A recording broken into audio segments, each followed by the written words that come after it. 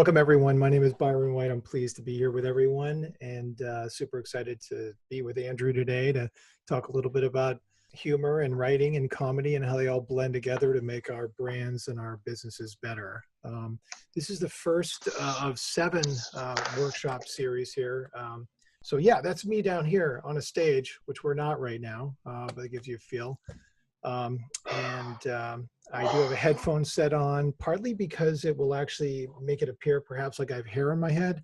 But trust me, that's the only joke I'm going to tell you today, because I am not a funny man like Andrew. I'm here to try to help facilitate a great workshop, and we've taken on an ambitious goal to try to have 7 of these 3-hour webinar workshops, which when we came up with the idea seemed a little bit insane, I must say. Who would attend a 3-hour webinar? But thank all of you for being here, and we appreciate the support for CMC. We tried to do some great things with CMC this year by taking a giant leap and a pivot over to a virtual experience, which was actually a little bit more of a digital experience, better way to describe it.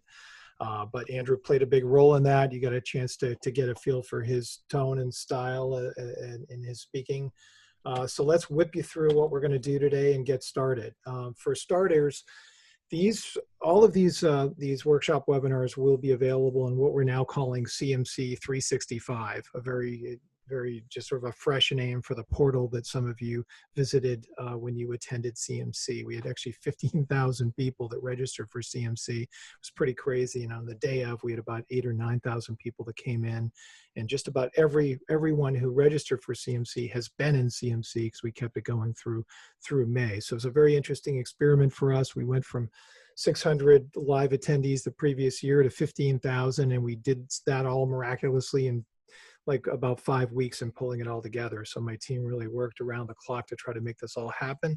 These recordings will be available, but lucky you can see them live right now, but you can't see the recordings unless you buy a ticket to CMC Virtual, which is, I think, for sale for $349. But if you use the code COMEDY100, it'll be $100 less than that, which will give you access to not only this workshop, all of the workshops will be running, all 7 of them, in addition to 10 more workshops and 165 sessions of recordings that we've done over the last 3 years. All right, enough of the sales pitch. Let's get back to comedy and comedy writing.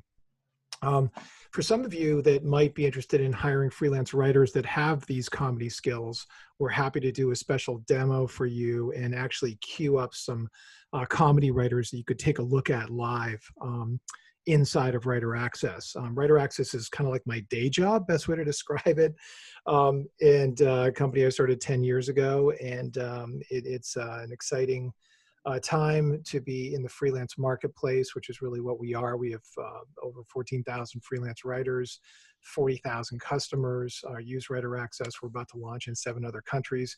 And strangely enough, we do this, guys, with like 12 people, full-time staff. So Writer Access is a really interesting business model and one that's been very successful. And we'd love to show you a little bit of our new platform and give you some exposure to some writers that really understand how to create great content.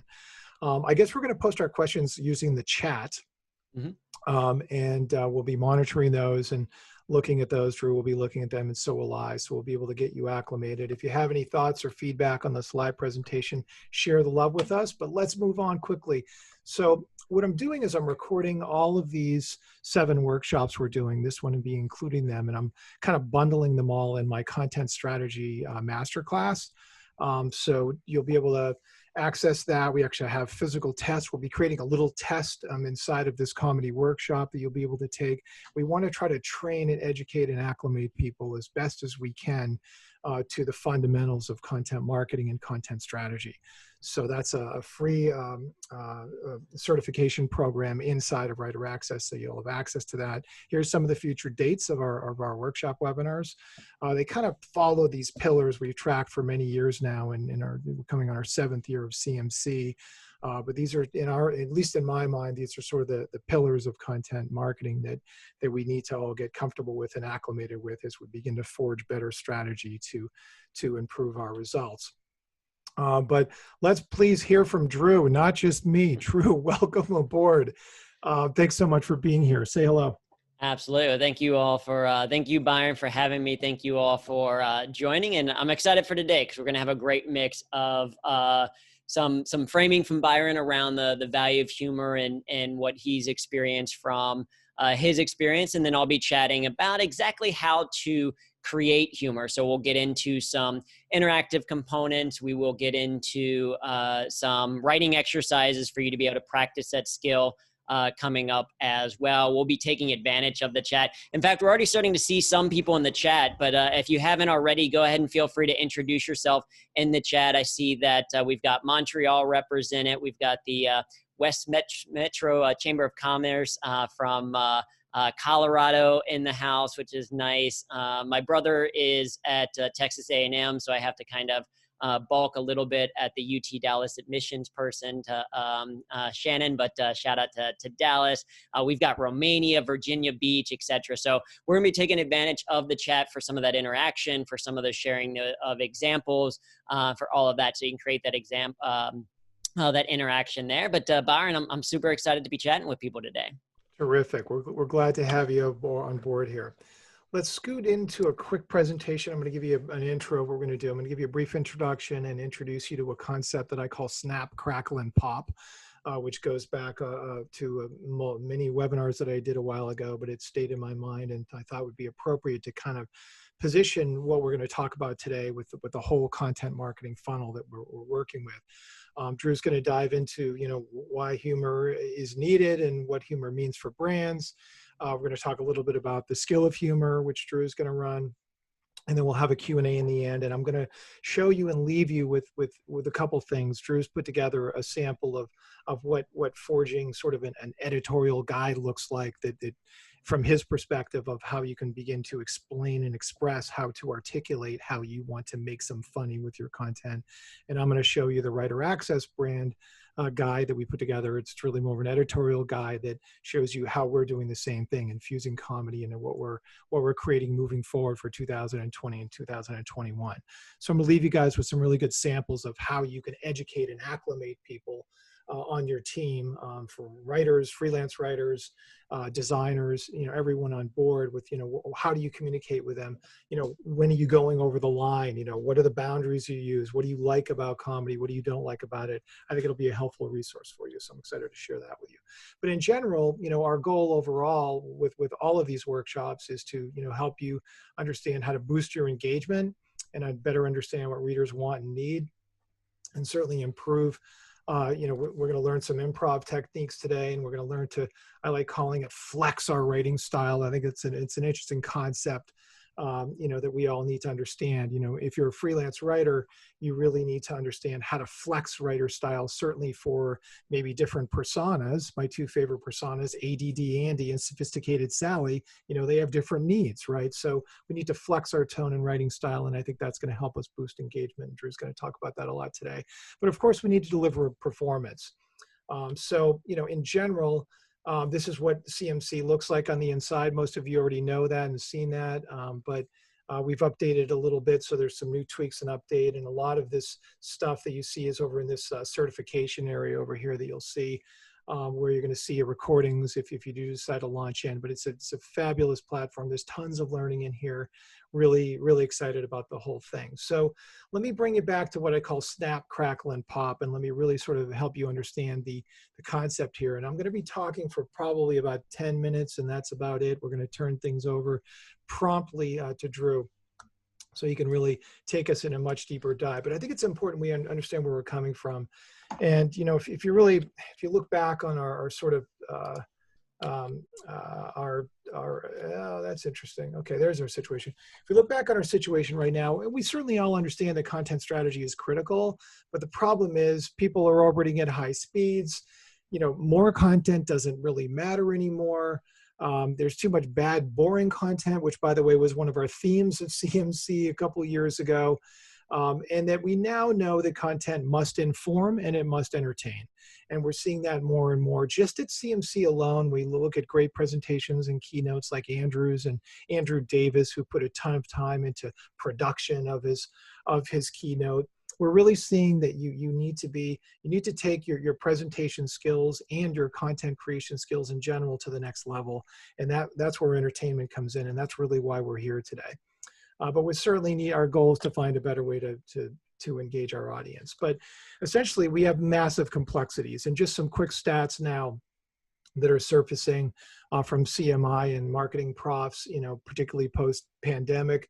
50% of content marketing teams have 2 or few or less people. Can you believe that? Like, that's a real shocker to me. 28% of marketers teams have 5 or more. That's still a very small percentage. We're talking about a lot of small teams that are asked to take on a big burden of creating the tone and the style, I would argue, not only for the content being created, but for their entire brand, which we're going to talk about today. And certainly we have a lot of businesses now that are changing their go-to market plans. And that means revising their content, creating a new creative brief, a new tone and style. Everybody's scrambling right now to try to understand how do we create better content that's going to perform better, and how do we make it adapt to perhaps some new go-to market plans and strategies. But the solution, I would argue, is that we need to stand out from our pack to compete online. We need a better battle plan to win the war of words on the web, I like saying, and have said for many years. We need to learn to flex our writing tone and style. We need to find new meaning for our brand, which I think is really difficult to do. And hopefully Drew is going to be able to help us with that in a big way today. And we need to develop, I think, just a simple editorial guide in the end of all of this that becomes the performance guide, the tone guide, the standard guide that we can share with our writers and go over it with them again and again. So let's take a look at what I call Snap, Crackle, Pop. And I have 3 observations for you, and very simple, that have led me to this conclusion that Snap, Crackle, and Pop is a great metaphor to think about when you're creating content and what its purpose is and its meaning is. The first observation that we know through many years of experience that I've certainly had in the advertising industry. My roots go back to Hill Holliday years ago. But we know through detailed study and research on how people consume advertising and marketing in general, that you have basically milliseconds really to determine if your content and products or services match their wants and needs. And that we really have a problem here with content quality and publishing frequency. How do we balance those 2 extremes? And it's certainly content quality and publishing frequency are key to the overall conversion funnel. And then we have other problems, like it turns out that customers really demand those aha moments from our content and need and depend upon that to want to come back to any publication or website for more. If we don't have those aha moments, we're in big trouble right from the get-go. So what I think we need is quality content that what I believe is called Snap, Crackle, and Pop. And that if you have Snap, Crackle, and Pop in your content, I believe your brand will stay with readers long after they pass you by. So what do I mean when I say Snap, Crackle, and Pop? Well, content snaps when readers can quickly understand the value proposition and why it matters. It turns out that in milliseconds, people make a decision on whether they're going to dig deeper into your content. Within milliseconds, they're looking at whatever visuals on the page. Could just be a headline, but it's more than likely a visual. Within those milliseconds, that is when the decision is made in your mind without you even knowing it, whether you want to stop and spend a second to learn a little bit more. Content crackles when reader smiles or laughs or reacts to the content in a personal way. This typically happens in a headline, which is why we're learning through social media that you need to develop those headlines, those magnets, if you will, that stop readers in their track and force them to read. So that crackle becomes important, not only in a headline, which I would argue is where the snap might come in, but the crackle happens when readers smile and delight, they read your content and they react to it in a personal way. And certainly humor is one way, arguably perhaps the most powerful way for a lot of reasons that Drew's going to go into with how to connect with people. But you're doing a lot more than just connection, as we'll get into today. You're really aligning with them. You're forming an allegiance with them by sharing something, that, for example, in social media that you might like or love. But the other thing to note here is content pops when it performs. To make a long story short, and performance by nature needs to be defined as motivating them to take action, and that's the tricky part. That's what's difficult. So we know for a fact that when you create that content that has snap, crackle, and pop, it will get shared, it will get passed around, and that's really the judge and the opportunity for you to improve your conversion rates and your share rates and your return on your investment. So here's some examples to just sort of, they're not going to be hysterical or funny. So let me just brace you for that. But I think I want to sort of show people how you can take simple things and make them have more snap, crackle, and pop. So let's just look at a simple email subject line.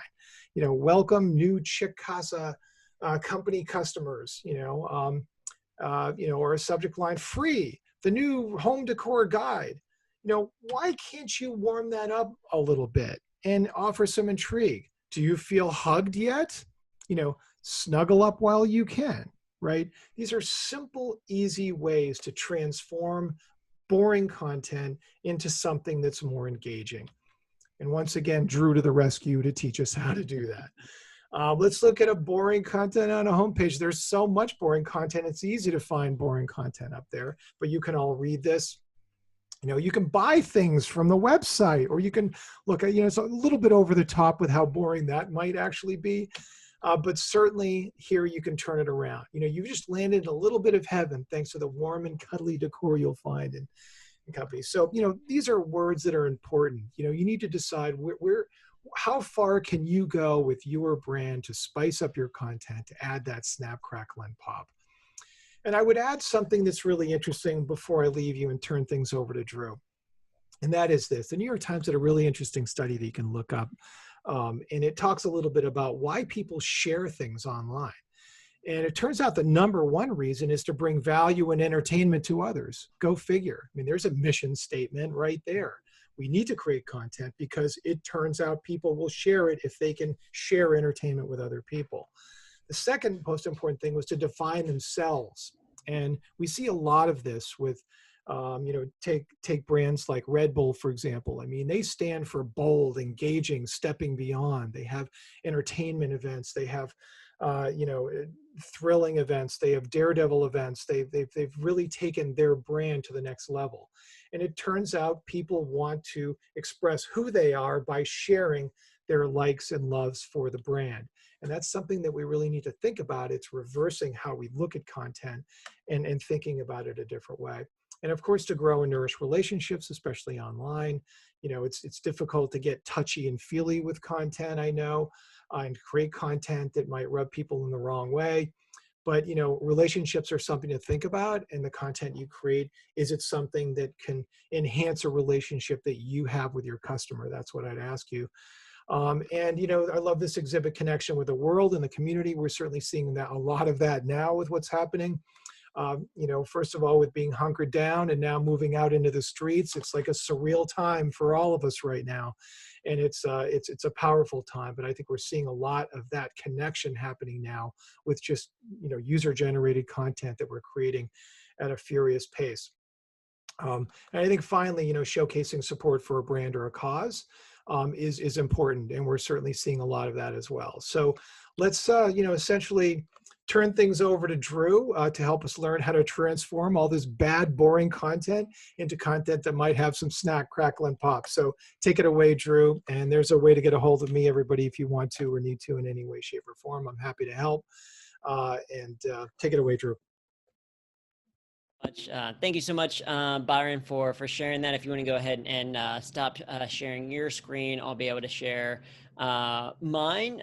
But I think a great kind of framing for the idea of the value that humor plays in a brand, right? That idea, particularly around the crackle piece of really making our messages resonate. And, that's what we're going to talk a little bit about today.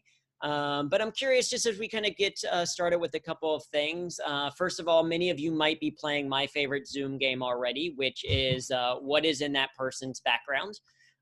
So maybe you're already taking a look of what's going on in my background. What my background says about me is that I am in a relationship because I'm an engineer. So if it was up to me decorating that background, I would just be a completely blank wall. right? Because as an engineer, I think of emotions as just data, right? Emotions are just data, which I've learned is the wrong thing to say when someone is crying. That is true, but you don't want someone who thinks emotion as data as the one decorating the background. Instead, it was my fiance. My fiance works at the United Nations and travels quite a bit, so a lot of the stuff is from there. Which fun fact, I don't know if you all knew this, but in a lot of countries they call the United Nations the United Nations Organization, or UNO, or UNO for short. Which I think is a way better name, right? Because if there's like a dictator writing up, they can be like, you know what, we're UNO, just skip. They could be like, a drought coming, no, reverse, that. No, my fiance works there. She travels a lot, so that's what some of the things are. That's a real plant right there. If it was up to me, it'd be a fake plant because that's way easier to manage, but a real plant's probably better for us. I guess. And I'm just curious, just to get a sense, right? Because we are working in a slightly different environment. On a scale of 1 to 5 in the chat, go ahead and put how you are adjusting to kind of the current working from home environment. A 1 is that you're not doing very well at all. You're like, they call it remote work because it's hard to find. And then a 5 is that you're doing very well. We're seeing a bunch of 5s, some 8s, some 10s, right? It kind of makes sense. A lot of people are like, especially as content creators, as copywriters and things like that, if you work for yourself, potentially you've been working from home for a while to begin with. So a lot of people are crushing it. Some people took a little while to adjust. I think some people, it took them time to realize that they weren't as good working from home as they were homing from work. And they were way better like checking Facebook and going to the bathroom, all that kind of stuff on company time than they were being productive at home because the work environment is a little bit different, right? For me, if I'm not traveling for speaking or for comedy in the past, I would be working from home. What's new for me is my fiance is also working from home. Yeah, so Holly says it would be a 5 if I didn't have a kid at home. So sometimes the distractions are the people kind of at home with us. I'm learning, I don't know, maybe you all are learning about your significant other as well. I'm learning what kind of worker my fiance is. I'm learning that our days are very different as well. We were having lunch together the other day and she looked kind of stressed out. So I was like, so why are you so stressed? What's going on? She's like, I spent 2 hours on a phone call with North Korea earlier today. Right? She works at the UN. I'm like, wow, that is stressful. She's like, you kind of look stressed as well. Why are you stressed? And I was like, well, I spent 2 hours working on a pun. So these are just different.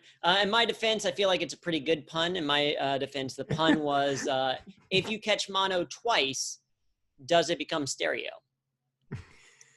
I think it's a good joke. I don't know. Right? But what mark of the hour did you come up with that, Andrew? Yeah, exactly. It's like, was that 1 minute in, or that was 2 hours. That was 2 hours worth of great content. I was thinking you came up with a bunch more, and then that was no, the first it was just the one, the one, Byron.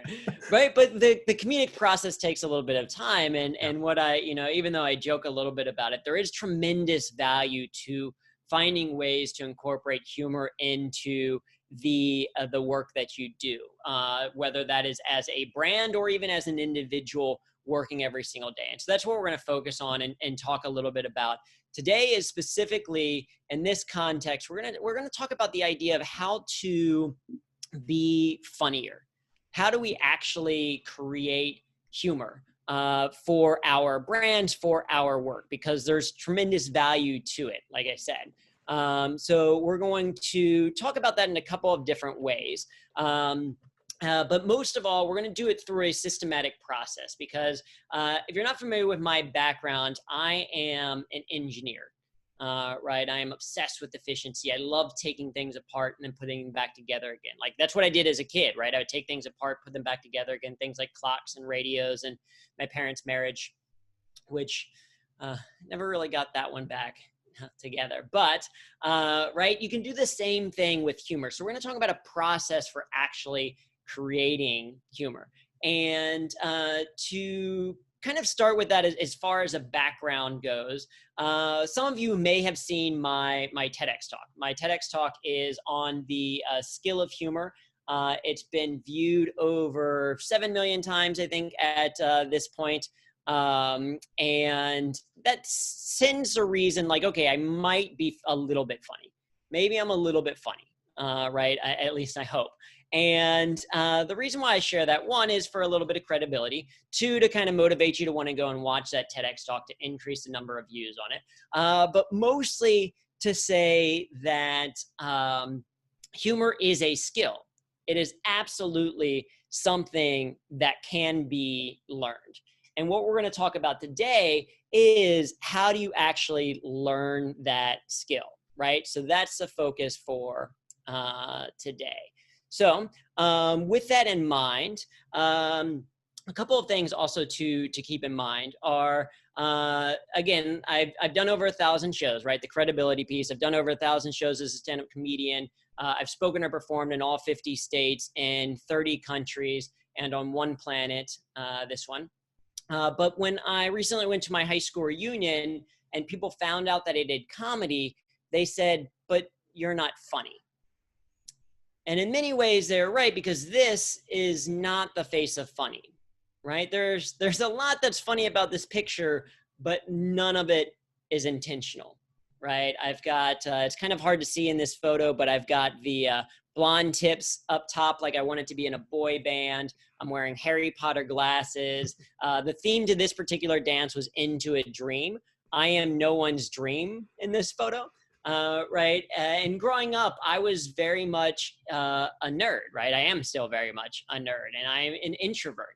I was never the life of the party or the class clown type person. In fact, if you know your personality assessments, I am a type A blue square conscientious INTJ with the sign of Aquarius. That means that I am a stubborn, ambitious introvert who likes long walks on the beach by myself. Right. But what I've learned is that we are not our personality assessments, right? Our personality assessments might give us insight into our behavior, help tell us what motivates us, but they don't define us. Instead, we are defined by our actions. And so for me in college at The Ohio State University, my best friend there in the middle wanted to start an improv comedy group. He needed people and forced me to join. And what I realized was with practice and repetition over time, we got better, right? We got a lot better by doing this through practice and repetition. And so what we're going to talk about today is the kind of strategies or techniques that I've learned from over 15 years of doing stand-up and improv comedy and how we can apply them to working on a brand. I owe to the fellow Buckeyes in the chat. Now, if we are talking about humor, though, it's important that we first start with a disclaimer. So if you all could read that and hit I accept. But basically, the disclaimer is to say, one, this is a session on how to be funnier. Right. So there's no guarantee that you're going to walk out of this workshop and immediately start doing, stand-up comedy and get a Netflix comedy special right away. Right. For many of you, that's not even the intent. But the goal is to take you from wherever you are to make you a little bit funnier. The other thing is that we're going to be focusing on how to apply this to your brand. But in order to do that, we need to understand how humor works. Right. So we're going to talk about the overall skill of it as well. Byron's going to be stopping me periodically to be asking questions from his perspective. Okay, how does this apply to a brand?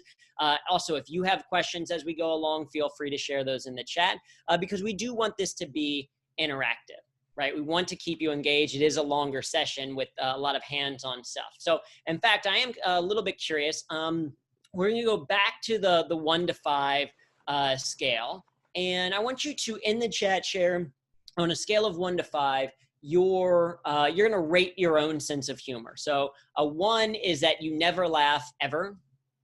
You very rarely ever laugh. That's a 1. A 5 is that you're constantly laughing, having fun all the time. So we're already seeing a 10 and a 23 in the chat. So we have some people with some really good, strong sense of humor. 5,000, I like it. For the people with the high numbers, I'm hoping that you're laughing out loud, even to yourself, in your living room as I'm talking and chatting. So a bunch of 4s and 5s, some 2s and 3s as well, right? Some people in the middle of the road. Fantastic. Great to see. Now another question, slightly similar question, but slightly different, is I now want you to rate your skill of humor on a scale of 1 to 5. So your ability to make other people laugh. Rate that on a scale of 1 to 5. A 1 is that you never make anyone laugh ever. A 5 is that you're constantly making people laugh. They're like, oh my God, you're so funny. You should do stand-up comedy, right? So go ahead and share that. So we see some 2s, some 3s, some 3.9s, 5, but it's always an accident from Jennifer. I think that's really funny. 2, your kids are very funny, right? So the goal for today is to take whatever number you're at right now and to help you elevate that just a little bit more, to increase that through understanding how humor works, right? And we're going to take advantage of the fact that there is a lot of, you're right, that we're international, that you're in front of your computers and you can do some typing right now. So we've already shared a couple of different ideas, in terms of where you're zooming in from. The other thing we've already shared, but the next question that I do want you to type in the chat is, what are your biggest challenges when it comes to using humor? Or what's the obstacle that you're seeing in front of you if you wanted to use humor for the brands that you work with? Because that will help us to frame the day, right? So what are the challenges? So Val says it falls flat when it's written. It's so subjective, right? How do I make sure that I'm appropriate what I say? People maybe don't think that it's professional, right? I'm not quick or witty, right? So a lot of different reasons, obstacles. We're going to cover a lot of those today. If we get into a section where you're like, hey, I want to learn a little bit more about that, and it seems like I'm moving on, then certainly feel free to kind of type in the chat the question. We're also going to have some Q&A at the very end. So if we don't cover it then, you can cover it. You can make sure that we cover it there, because we do want to make sure that we're delivering on what it is that you need so that you can actually create humor going forward. So to set the stage, right, and Byron already talked a little bit about this, it's important to understand why humor is so important. And the reason in many ways is because so often our audiences look like this, right? And go ahead in the chat, share, what do you notice that is wrong with this audience, right? What's not so great about this audience? What do you notice about that? What perhaps are the challenges maybe you see? Since I'm the only one that can answer, but or people can go ahead, Byron. chime in their chat. Yeah, they're sharing in the chat. They're bored. Falling they're asleep. disengaged, distracted. Bored they're out of their falling asleep. mind. Yep, lots of bored, lots of distracted. Exactly, right? They are bored, right? Some people are on their computers. Maybe they're taking notes, but they don't necessarily look like they're that excited about it. No social distancing. That's right. This is pre-COVID of a solution. A bunch of people are on their phones. The people who are paying attention aren't necessarily happy about it. Right? They are, the way that they're looking, they're not smiling, they're not leaning forward, they're not engaged at all. This person is sleeping, possibly in a coma. Who knows how long she's been bored out of her mind from that particular picture, right? So they're not engaged. They're not paying attention or engaged at all. So how do you actually create engagement? Well, it's important to probably understand what engagement means. And so for me, based on kind of the research that we've done, engagement, when we think about it in terms of audience engagement, in some aspects, virtual engagement, not necessarily say social media engagement, although there's applications of it, engagement is three things. First, it is attention. Are people even paying attention to what you're talking about? Second, how do people feel about what they are seeing if they are paying attention? Are they bored by it? Are they excited by it? Are they scared of it, right? What emotion do they feel? And finally, do they actually participate? Are they involved, either mentally or in the case of a brand, do they share? Do they buy? Do they click, right? So humor helps with all three of these components of engagement. For example, take a look at this sign and you'll see that, okay, yeah, that has all three. One, it gets people's attention kind of right away because you see that and you're like, okay, that stops me. Dunno, nice ranks to the left. What's forward? Bears, maybe. I don't know. Don't risk it, right? So you see that attention, and humor creates instant relevance because it becomes fun, right? The brand is instantly relevant. As Byron said, why do people share? Because they want to entertain others. So if your brand has humor in it, people are more likely to then share that message. Second, is there an emotional reaction to it? Like if you laugh, you probably create positive affinity for that particular brand, at least as a small element in that moment. And then finally, the participation. right? Do you then like, oh, okay, actually, maybe I should go get a nice drink, or at least I'll take a picture of this and now share it on social media, right? You create all three elements of engagement: attention, emotion, and participation, simply by using a little bit of humor. So if we're going to talk about humor, though, important to also make sure that we talk about what we mean by humor, because there's a specific reason why what we do is called humor that works, not comedy that works. We're going to talk about comedy specifically today, but I am curious, what comes to mind when you hear the word humor? What's the first thing that comes to mind? Go ahead and share that in the chat. What comes to mind when you hear the idea or the word humor? So we hear laughter, giggles, amusement, wit, chuckles, right? Good feeling, some wit, right? So you all understand this, that humor certainly includes things like comedy. It includes laughter. It includes stand-up, includes punchlines, but it's also more broad than comedy. Humor is defined as a comic, absurd, or incongruous quality causing amusement.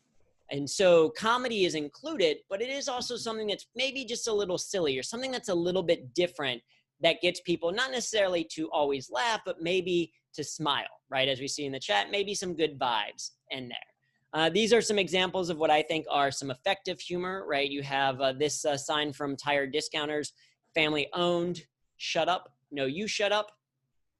Yeah, I think that's pretty good sign. Clearly comedic, right? Meant to be funny, and creates a strong kind of like moment. Again, someone actually then took a picture of it. They're engaging with it. You see this from a job recruiting ad. Are you in the wrong job? This is clearly silly, right? But it causes you to pay attention. If you were flipping through a magazine, you would certainly take a look at that, right? You would see that a little bit further. Someone says they can't see it as clearly, so I'll zoom in on that.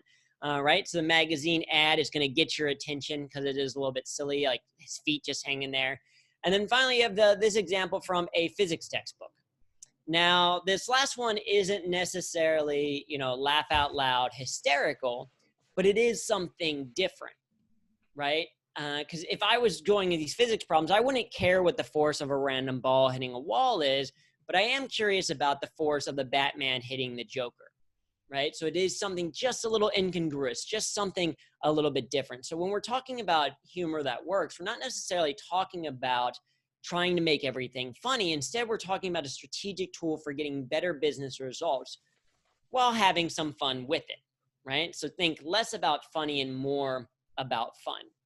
So when it comes to creating humor, it's important to recognize, like we said, that humor is a skill, right? Humor is a skill, which means it can be learned. And I am someone who has had to learn that skill, right? And so that's what we're going to spend most of today talking about, is specifically how to actually use humor. What are the actual techniques that people use?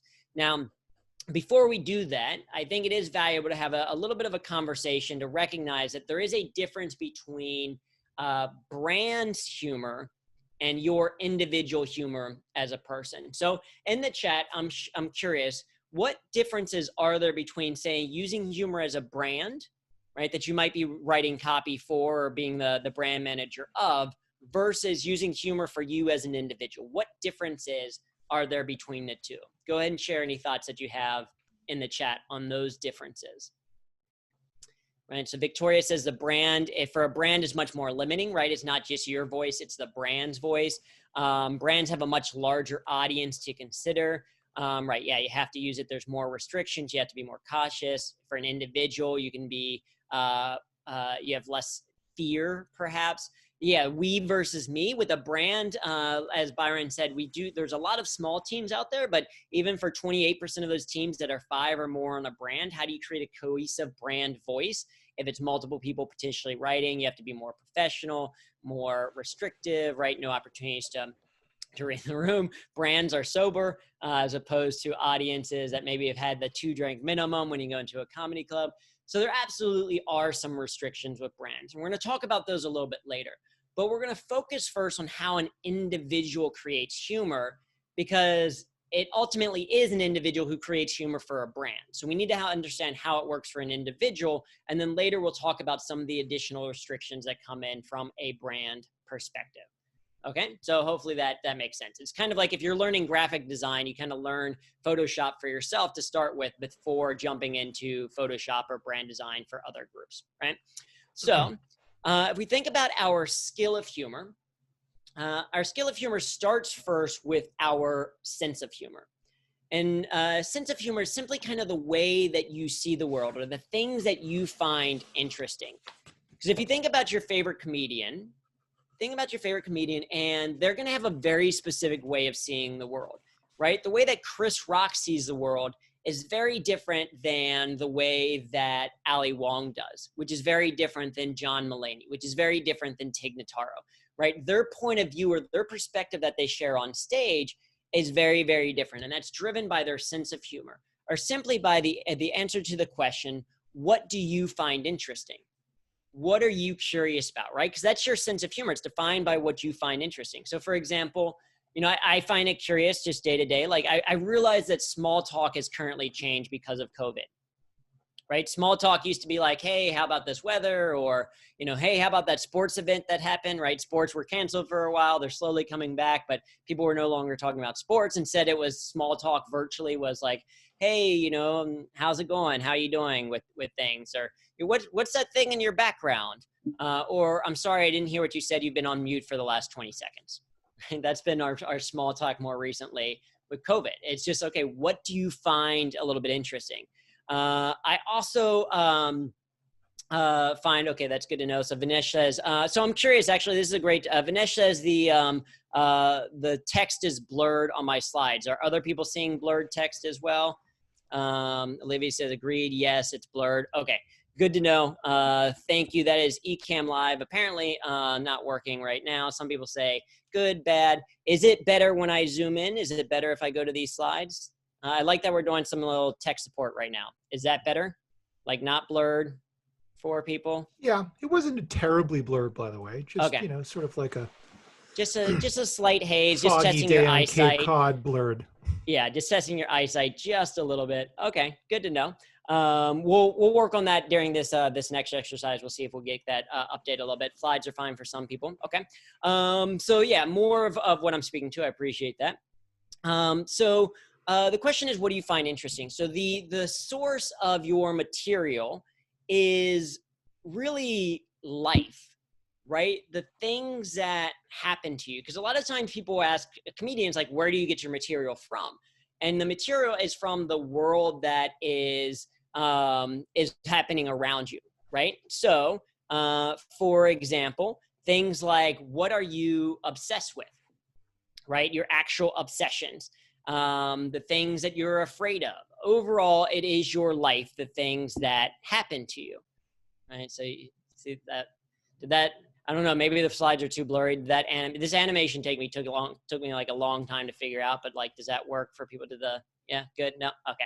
So let's ask that question then, right? So what are you obsessed with? Go ahead and share in the chat something that you are obsessed with, something that you spend a ton of time thinking about, more so than the average person. You can share that in the chat. What are you obsessed with? Let's see what some people are saying.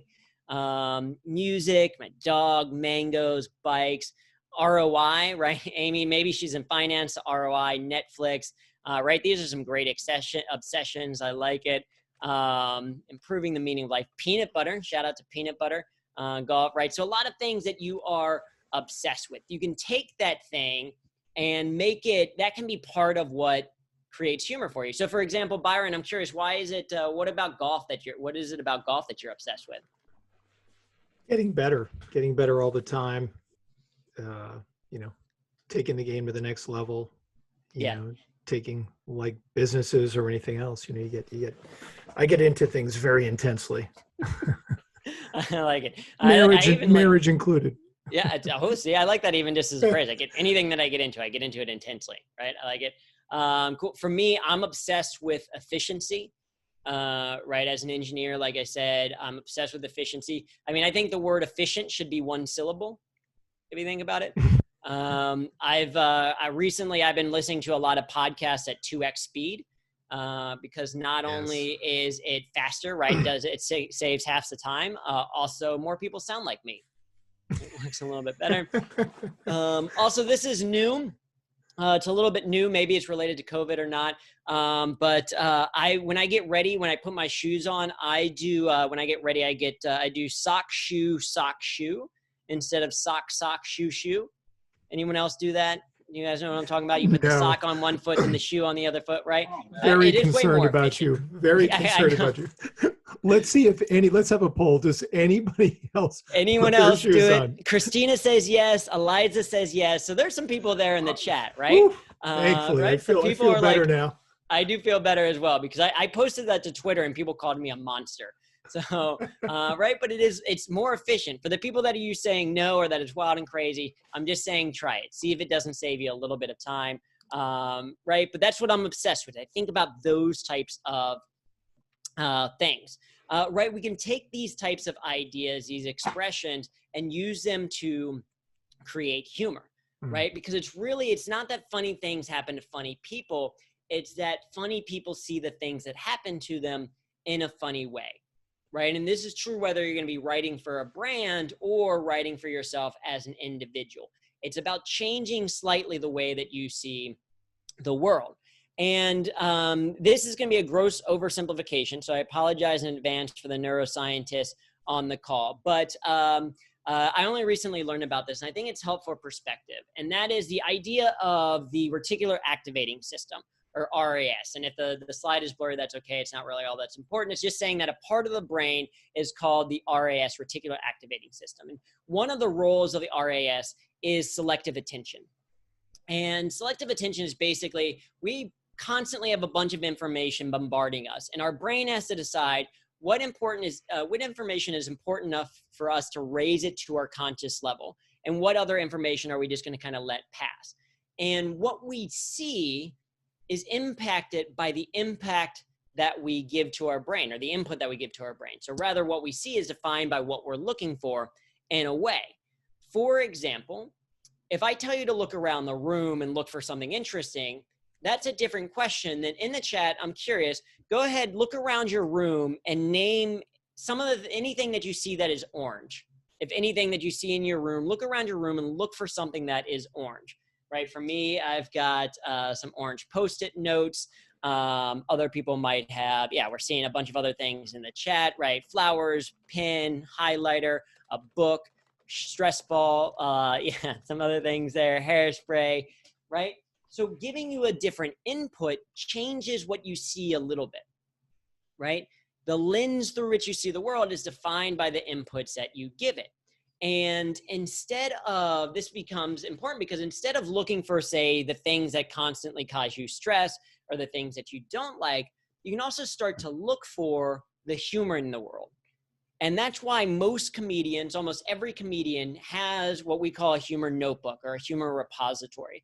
They have one location where anytime they have an idea that's kind of like, that's interesting, or that's funny, or this crazy thing happened to me at the store, or this customer did this ridiculous thing, or this meme that I saw is really funny, right? They capture it somewhere in their humor notebook. And what that does is a couple of things. One, it starts to train your brain to be on the lookout for funny things, right? Because you're now actually capturing it. It's like, oh, okay, that was funny. Oh, well, maybe this thing is interesting as well. Oh, I like that too. In addition to that, it also gives you something to go to when you want to create humor, rather than sitting down and being like, okay, now go and be funny. Very difficult to do. You can look back at your humor notebook and be like, oh, what are some things that our customers have said about us? Oh, that's kind of a funny thing. Can I use that now to inspire a tweet, or this headline for this email, or this copy that I'm going to write, right? It gives you something to go back to so that you're not always starting from square one.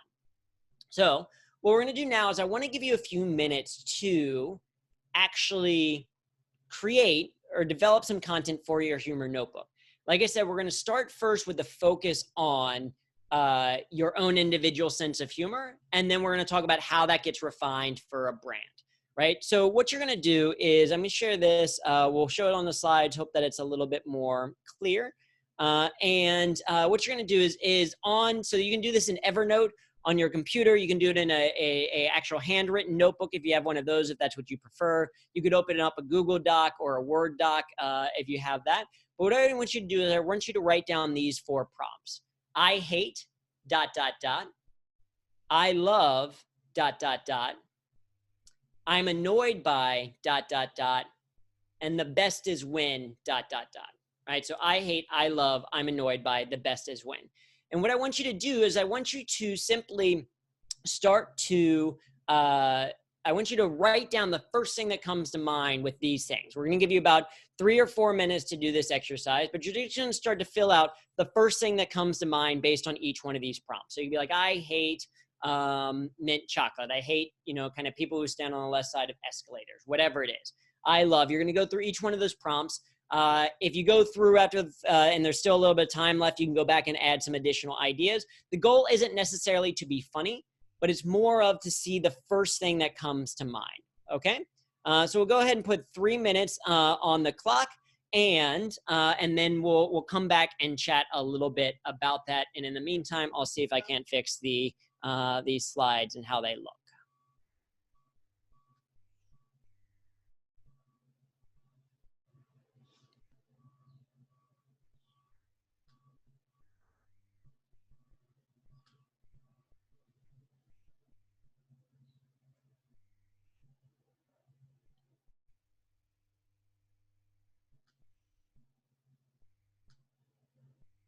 Put those back up.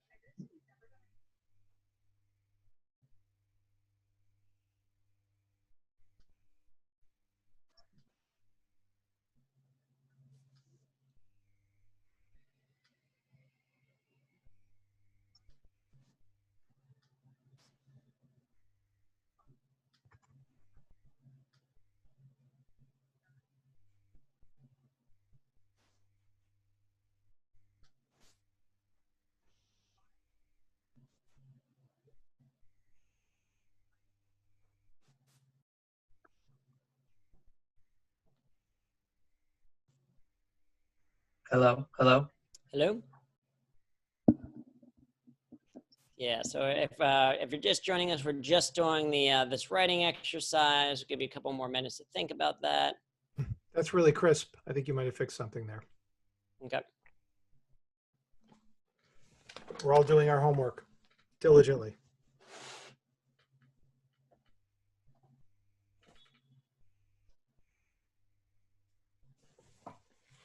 I'm noticing that no one wrote, I hate doing writing exercises. Yes, I hope so. Okay, good to know there was an issue with Ecamm Live, just closing it and then starting again. Hopefully that works. I appreciate the feedback and flexibility for people. That was humor, right? No. All right, so you can go ahead and continue to write if you have additional ideas. Certainly don't want to stop you mid-flow for anything, but I am curious if anyone's kind of willing to share what they wrote down. So go ahead and raise your hand or maybe share it in the chat if you're willing to maybe unmute yourself, show your video, and share with us just the list that you wrote down, because I think there's value in kind of talking through some of these things. Anyone kind of willing to share? So Deb says yes. So Deb, go ahead and start your video, and then I will spotlight you. So you can. All right. Or at least, Deb, you are unmuted, so you can at least do that. There you are. Hey, everybody. All Hey, right. Deb. Excellent. So go ahead and Hi. share your list. Yeah. So I hate bugs and really loud noises and soggy gardens, which is happening right now. Okay. Soggy gardens. Does that mean like, so it's rained? It Okay. has rained so much, and I just have a very soggy garden. It's not very pretty. Okay. Okay. I love my family and I love to go travel anywhere. Mm-hmm. And I'm annoyed when pedestrians are particularly slow and they cross diagonally. anyways. Mm-hmm. Like, right? Yeah. It Yep. does everybody, I'm They take sure. up both directions. Yeah. I know. And it's best when my family's together. Very nice. I like it. Okay. Very nice. Yeah. Thank you for sharing. I love it. Especially so sometimes the part of humor becomes the phrase that you use. So I love this idea of soggy gardens. And depending on your audience, if your audience kind of understands that same idea, you could then have an association that you could create, and you could create that with your brand, with marketing. You could say like bad emails are like soggy gardens, right? Mhm. You know what I mean? Like when it's raining and it's terrible and all that, right? You could then have a picture of a soggy garden or a beautiful garden or whatever. You could create this as an extended metaphor if you want it to, right? A little bit further, but it starts just with that initial observation of like, oh, I have this passion, and why you hate it or the details that you share are part of what will make that humor more specific, more exciting. Excellent. Very cool. Yeah, Andrew, Byron? question on that. Yep. Do you view that as what I would call a mixed metaphor? You know, lumping in soaked gardens with, email campaigns. Mhm. Spam is a bit like soggy gardens. Is that how you would see mixing Yep. those Yeah, to try to exactly. find some Yeah, way? exactly. I think that's an example. What we call association, but also think what you call, what you can call a mixed metaphor is this cross section of the two. Absolutely. And Can you those talk a little details bit become about interesting. metaphors in general that I am fascinated with? Yeah, and How important are we'll actually metaphors to comedy share. writing? Yeah, we'll share associations is one of the kind of the common comedic devices, which we'll talk Mhm. about in the next section, Okay. because it's a very powerful form that you can use. But we'll talk a little bit more about that in the next one, and also how to actually create them. Cool, excellent. And then let's see, Mark, you said that you're willing to share. Is that right? Can we put Mark on? So we'll do that. We can ask him to Yeah, unmute. There you yeah, go. I'm willing to share. Sure. Cool. I hate hypocrisy and gaslighting. Mm-hmm. I love singing and playing music. I'm annoyed by slow drivers in the fast lane. And the best is when I'm entertaining friends and having them sing along. Ooh, I like that. Yeah, not only like when it's friends and the sing along. When people are singing along, is it like because they know your music? Are you doing like covers? Like what's the sing along kind of environment like? Yeah, typically it's going to be cover songs. I have a couple different musical acts I perform with. So whether it's campfire songs or heavy metal Led Zeppelin, Pink Floyd. Yeah. Oh, I love it. And what an interesting intersection. I would love to hear some campfire songs as Led Zeppelin.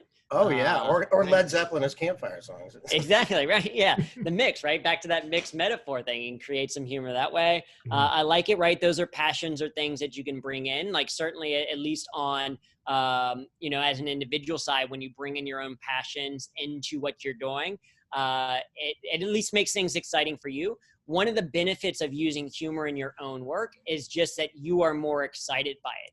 You have more fun with it. You're like, oh, I'm going to be presenting, or I'm going to be doing this one thing. I love that one thing. So now I'm happy. Now I'm more engaged. Now I'm more like my own body language is improved, and you're more likely to get people involved because you're also already kind of excited and involved. Cool. For the sake of time, I want to move to the next one, but hopefully you hopefully you thought the exercise was relatively easy. That's kind of the goal, is meant to be like, hey, this is something that you can easily do. It doesn't have to be like that complex. So that part is your sense of humor, right? So then the next part is your ability to humor, your ability to take that initial observation and turn it into something a little bit more, to create comedic content out of this. And part of this we can learn from improvisers. Improvisers are great at taking one idea and running with it, right? They accept and build. They kind of say yes, and they say, if this is true, what else is true? And when we're thinking about extending that logic, improving that ability to humor, it comes down to a couple of key areas. We're talking here content, structure, and execution, right? Your ability is some combination of this. Content is what you actually write. Structure is how you put it together. And then execution is how you actually deliver it. And everyone's going to have some component of all three, but you're typically going to be a little bit stronger at one over the other. So for example, Judd Apatow is a fantastic writer. he's a decent performer, but his writing is incredible. So he's a little bit stronger in content and structure than he is in, say, execution. Whereas if you think about Dane Cook, if you looked at Dane Cook's material, especially when he was at the top of his game, it was less about, it wasn't necessarily funny on the page. Like you would read it and you wouldn't necessarily be like, oh, that's super funny, but you would see him perform and his execution was so strong that it made you laugh, right? So there's some component of all these three things. And as was mentioned earlier, one of the challenges with brand is that you're often delivering this in a written environment. And so some of the execution piece, which we'll talk about, is a little bit more limited. And that's where you'll heavily rely on the content and structure piece of it. So we're starting first with content. And there's actually a little bit of, this is what I like about comedy, is that there's a little bit of logic in terms of how you can extend content. For example, how many of you know the rapper Flo Rida? Put a Y for yes in the chat if you know who I'm talking about when I say Flo Rida. Right, okay, so most of you, or many of you kind of know. Some of you know, some of you are like, I don't know who that is. What are you talking about? But right, some of you know. Okay, so it took me going to the state of Florida to realize that the rapper Flo Rida got his name from his home state of Florida, and he put a space in it, right? That blew my mind. When I learned that, that blew my mind. Maybe you all already knew that, but that blew my mind. But in comedy, there's this idea of, okay, that's the observation, right? That's my sense of humor is like, that's interesting. So in comedy, you can extend that logic a little bit further, and you can start to say, okay, if this is true, what else is true, or what could be true, right? So you could say, okay, Flo Rida, he kind of has his name, in his name is hidden a hidden message about where he's from. So you can make the joke of like, okay, where is Bruno Mars really from? Right? If this is true, what else is true? Or you could say, okay, I think other brands should do that. There should be other places that put a space in the name as well. Like, for example, you could have a Hispanic travel agency in Dover called De La Ware. Or you could have a female internet detective who's married in Biloxi who goes by Mrs. IPPI. Right? This is simple logic of if this is true, what else is true? And with that logic, it can actually be helpful to create comedy, because what I did when I learned the Flo Rida thing was I went through all 50 US states and just started putting spaces in different ones and like, okay, what makes for something funny or what makes for something interesting?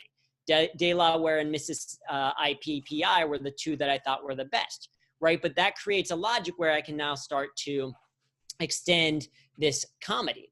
And the way that we can do that is conjunctions are your friend, right? Conjunction, junction, once your function, if you remember that from Schoolhouse Rocks. Well, one of the answers is comedy. The three kind of conjunctions that can really help you to create comedy are the words because, for instance, and therefore. So because, as an extension of logic, gives you justification.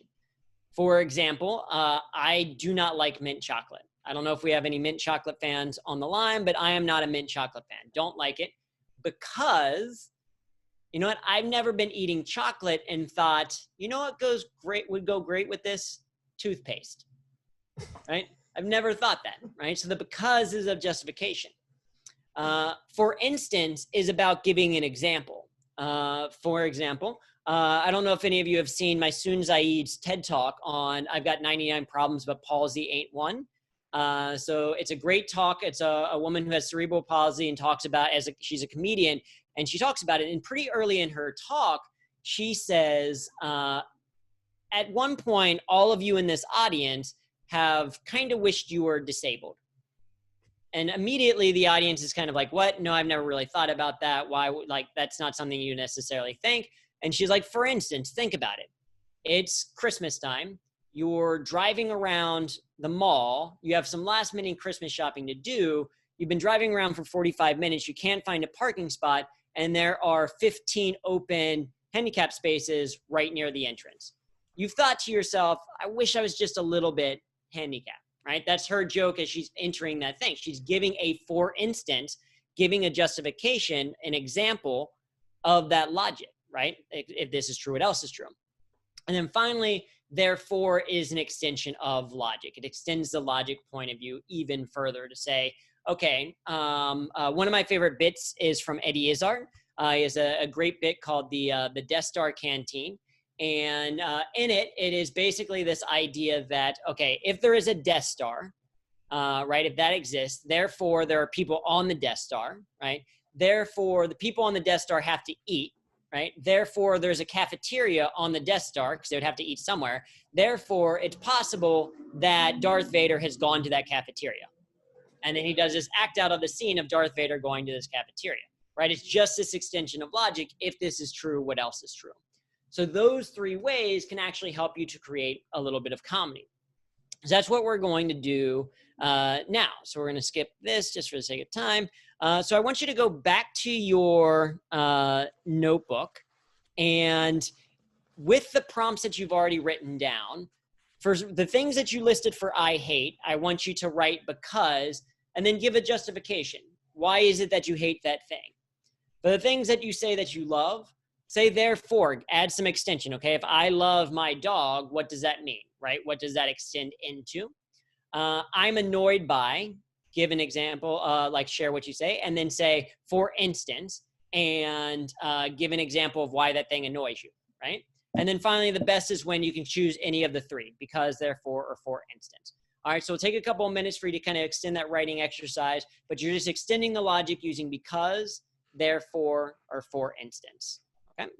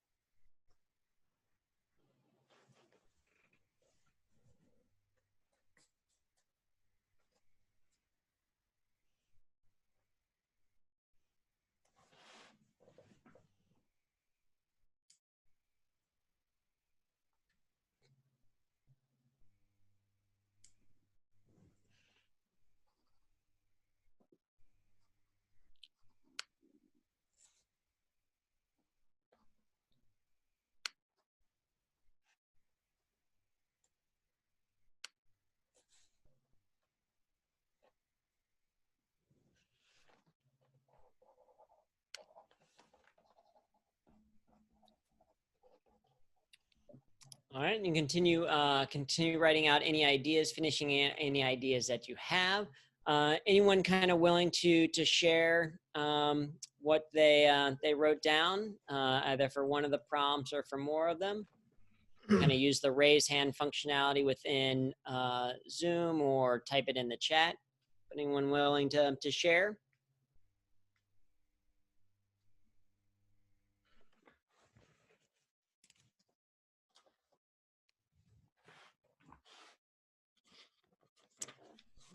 Anyone struggle with the exercise? We can also pick one that people are like, I couldn't necessarily find one, couldn't think of what to extend. Also happy to chat about that. Yeah, it's tricky, says Vicky. Yeah, that's what Vicky said. Yeah, so I completely agree. It's hard.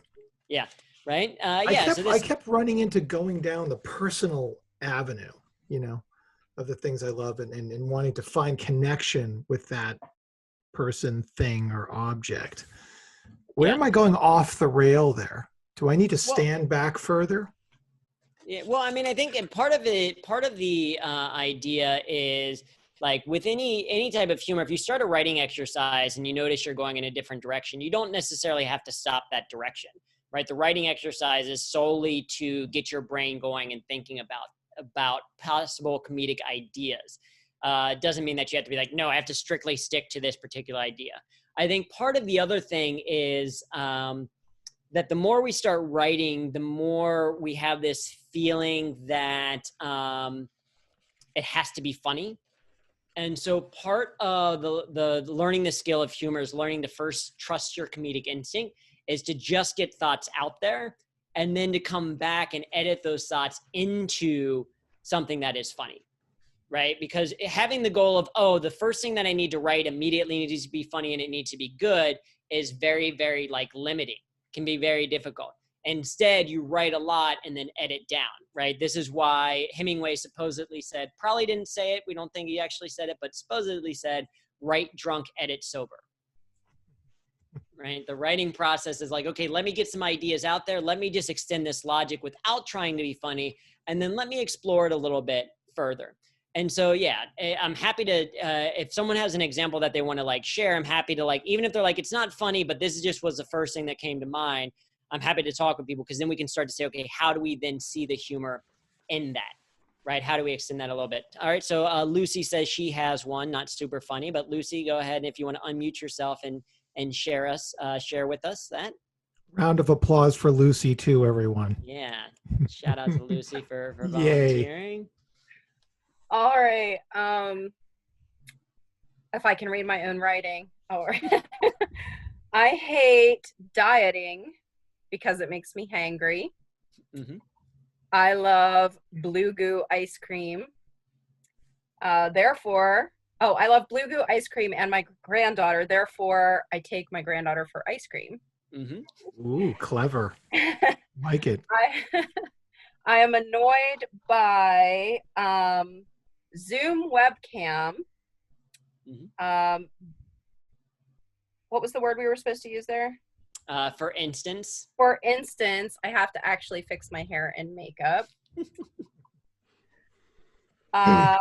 And the best is when my husband brings me watermelon tea.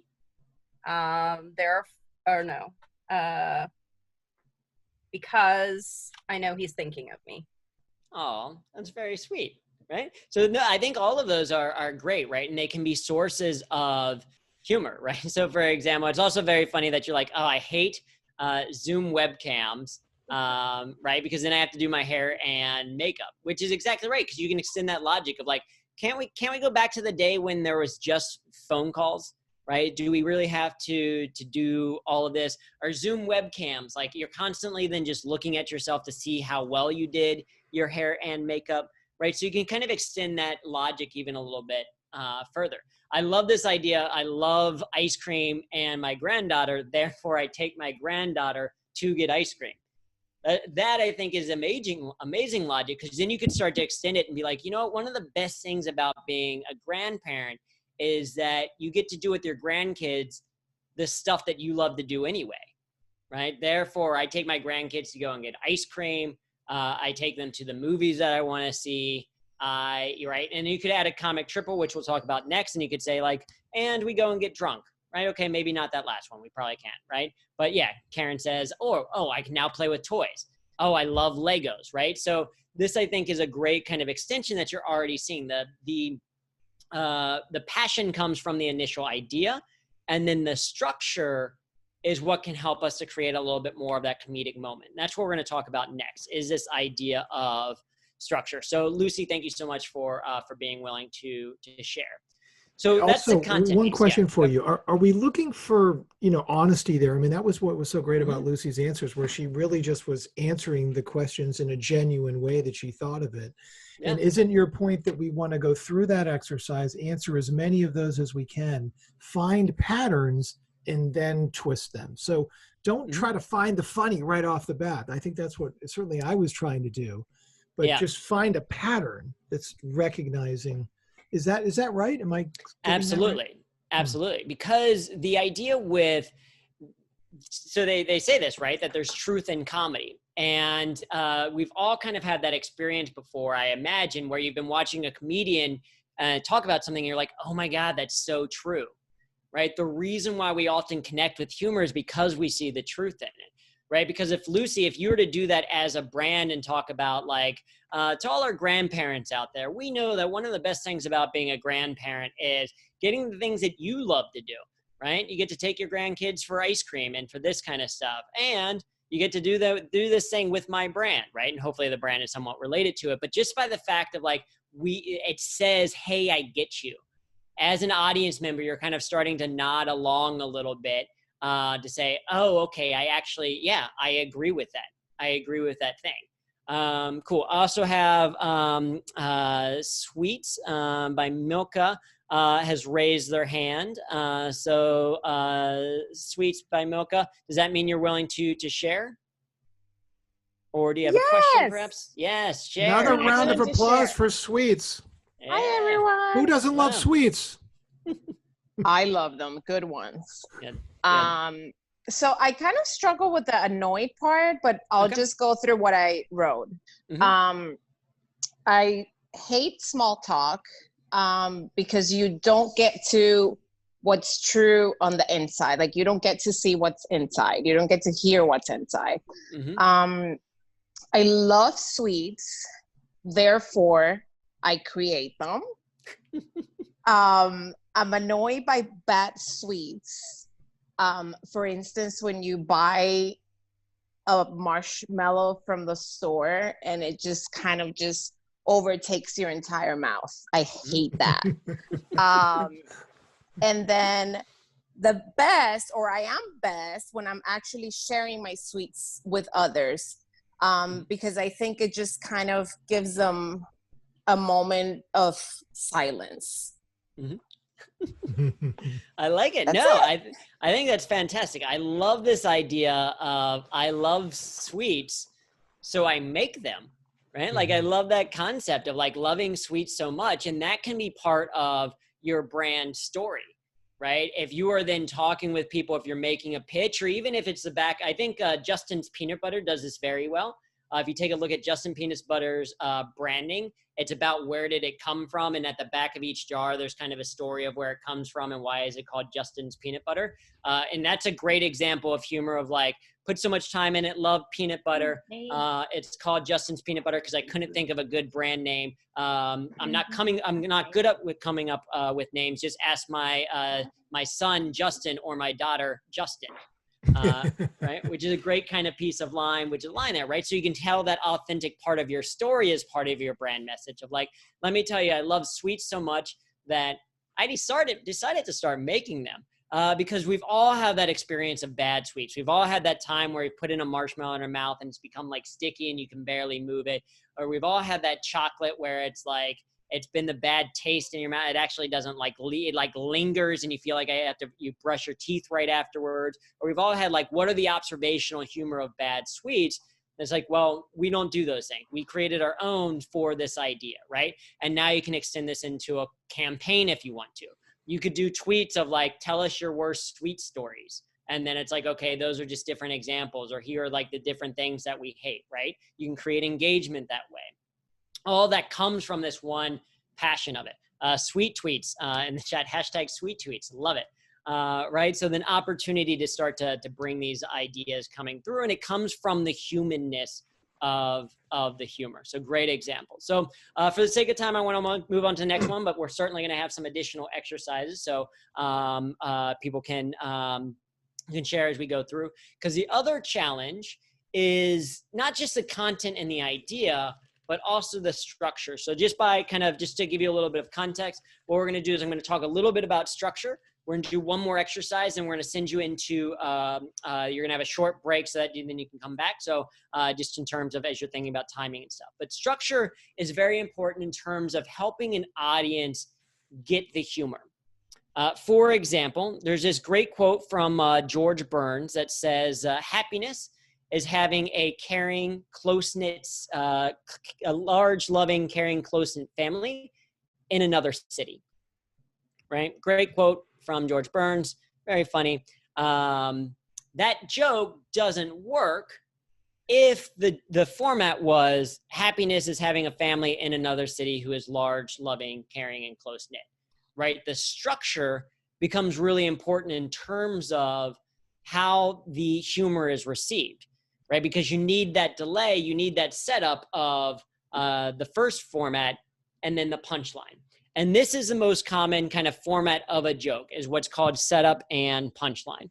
And there's a couple ways to think about setup and punchline. For many of us, we think about kind of setup and punchline as a couple of different things. Jerry Seinfeld talks about setup and punchline as the edges, the two edges of a cliff, where the setup and punchline is kind of like jumping a metaphorical canyon. And if the jump in the metaphorical canyon is too easy, then people won't laugh because there's no kind of joke to get. It's just kind of a statement, it's too obvious. If the metaphorical leap is too big, then people jump into the middle of the canyon and die, or, well, the joke dies. So you need just amount of logical gap, metaphorical gap in this canyon for it to be exciting, for there to be a thrill, right? So that's one way to think about it. For the fellow math nerds on the call, another way to think about it is old prepositional logic, or propositional logic, if you remember that, you know, which was if A, then B, and B, then C, then A, then C. If you all remember the kind of that logic, right? If A, then B, and B, then C, then if A, then C. Well, your setup is your A, right? It's the A. Your punchline is C. And if the audience can infer B, they will laugh, right? If they get why it's supposed to be funny, why it's supposed to be interesting, they are more likely to laugh. Final way to kind of think about this is you can also kind of think about the setup and punchline as the setup creates an expectation in the audience, right? It creates some type of expectation for them to do, or for their logic to go. And the punchline answers that question or breaks that expectation in an unexpected way, right? So you create a question in the listener's mind. Where are they going with this? Why would they say that? What do they mean by they love sweets? Oh, and then they break that expectation in a different way. Sweets so much that they make their own, right? So setup and punchline, that becomes very important in terms of our overall structure. So I want to do one more writing exercise kind of related to that. And then we'll go into a short break. The exercise is for you to write 10 different ways to complete the following phrase, right? We're still quarantine and everything is starting to end in different places depending where you are. But think about historically over the past few months of staying inside a little bit more. I want you to write down 10 ways to complete the sentence, staying indoors hasn't been all that bad. Right? So the setup is kind of staying indoors hasn't been all that bad. The punchline is what you come up with. Again, the goal isn't necessarily to be like laugh out loud, hysterical, funny, but to kind of think about your own twist or your own perspective on this. So you might say, staying indoors hasn't been all bad. For instance, I haven't had to put suntan lotion on in weeks, or I've saved a ton of money on suntan lotion. Staying indoors hasn't been all bad.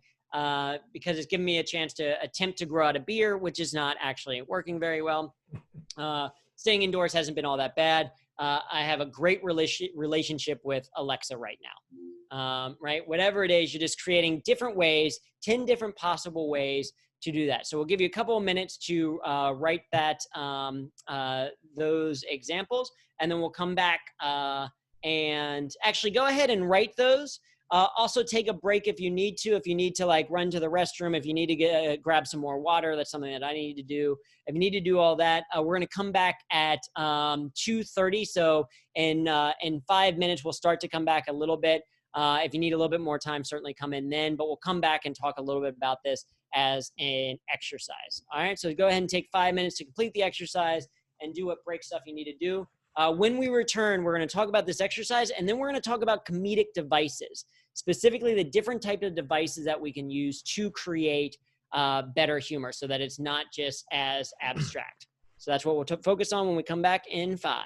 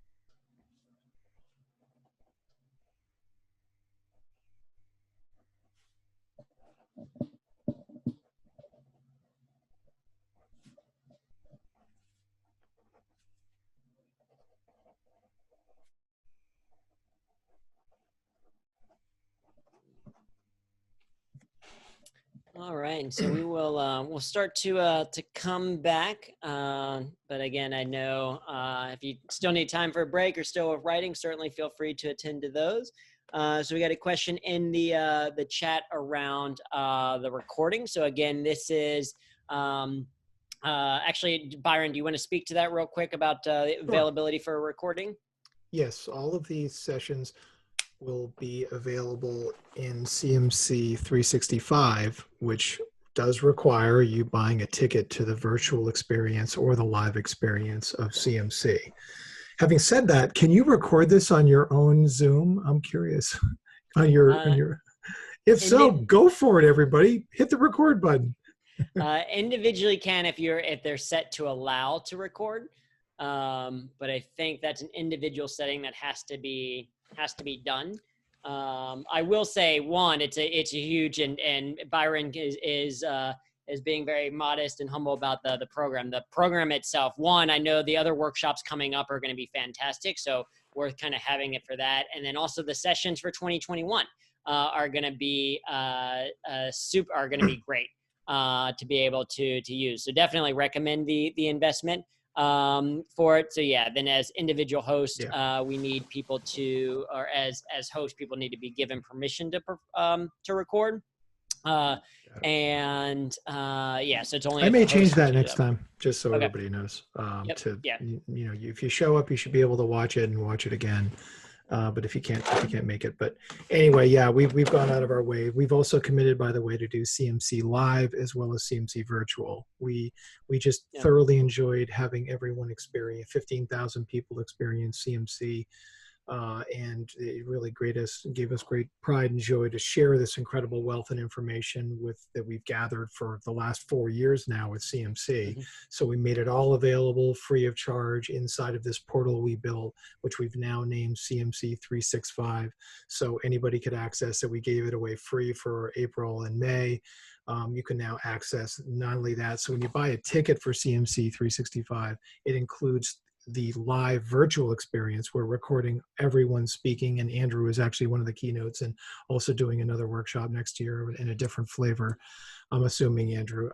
And so it's just crazy how much education we're giving away for free. And we're in this to educate people. This isn't our core business. We want to be on calls like this with people all the time, and that's what my vision has been all along, to help people make the world a better place, one content asset at a time. So take it away, Andrew. Question on this exercise. This one was a lot easier. This one was easier. Was it? Okay, yeah. Just a super quick thing for that, just to kind of wrap that up. And and to Byron's point, for the people that did come live and things like that, I've just shared in the chat my email address, or we can send it out through registrations. But if people have specific questions of like things, or if they want the slides a little bit later, then I'm happy to share the slides so we can give that. Part of the value is what's nice about it being here live is that you can, we're going to give feedback to people you're working on the exercise, etc. And so, there's value for that. But if people want the slides afterwards, more than happy to share that. So Byron, because we have a couple of people that are willing to share from that. But yeah, so I'm curious, tell me a little bit about that. You felt that was easier than some of the other stuff. Is that correct? Yeah, I felt like there was an end goal I was trying to go after, and that was to twist something, and that for me, that was easier to find, something that I could pull from that was current events. And, with so much going on with the pandemic and so much stuff happening in the social sphere, there just seems like there was a lot of material in my head of funny things to pull from that I had seen before. So it felt easier, but I was wondering why that is and whether that made sense to you. Yeah, I mean, it definitely makes sense to me. And I think that part of the reason why is structure makes it easier, I think. I learned this from improvisation. Like I started doing improv in college, started doing stand-up then, and then I started doing musical improv when I moved to New York. And I realized there was a lot of structure in musical improv. So if you're not familiar with musical improv, you get a suggestion from the audience, and then you improvise a 45-minute musical complete with songs and scenes and dance moves and all that. And in improv class, we would learn, structure. We'd learn music structure, and then we'd also learn fairy tale structure. Like the first form that we did was a fairy tale form where we would start, every single show would start with a big opening number. And our goal in the opening number was to kind of share more about the world or that we lived in and like kind of express what it was. And then the first scene would be a protagonist scene where we see whoever's going to be our eventual hero. They would do a little bit of a scene, and then they would do a song that would set up their objective. What do they want to achieve? That's going to kind of frame the rest of the musical. Then after that, we would see the antagonist scene, and the antagonist scene would be the villain or the enemy. And at the end of it, they would sing some type of perspective song, something about what they, like who they are, their philosophy. And that philosophy would be in some type of conflict with the protagonist. Not necessarily they just want to kill the protagonist, but some type of conflict that's going to prevent the protagonist from getting their objective. Then we would see a charm scene where we'd fill out the world. Then we'd put the protagonist and the antagonist together and kind of see what happened. And then we'd end on a big closing number. And I remember at least first hearing that was going to be our structure is like, that's going to be boring. Like people won't come back week to week. And then they're like, well, if that's true, then you don't like any Disney musicals, because that's the basic structure of almost every Disney musical out there. That same exact structure. And so the reality is that structure doesn't make things less creative. It can just make the creative process easier, because by learning certain structures, not only does it make it easier to create, then you can always break those structures if you want to. So I think it absolutely makes sense that this is a more clear structure rather than just say, what do you hate and why?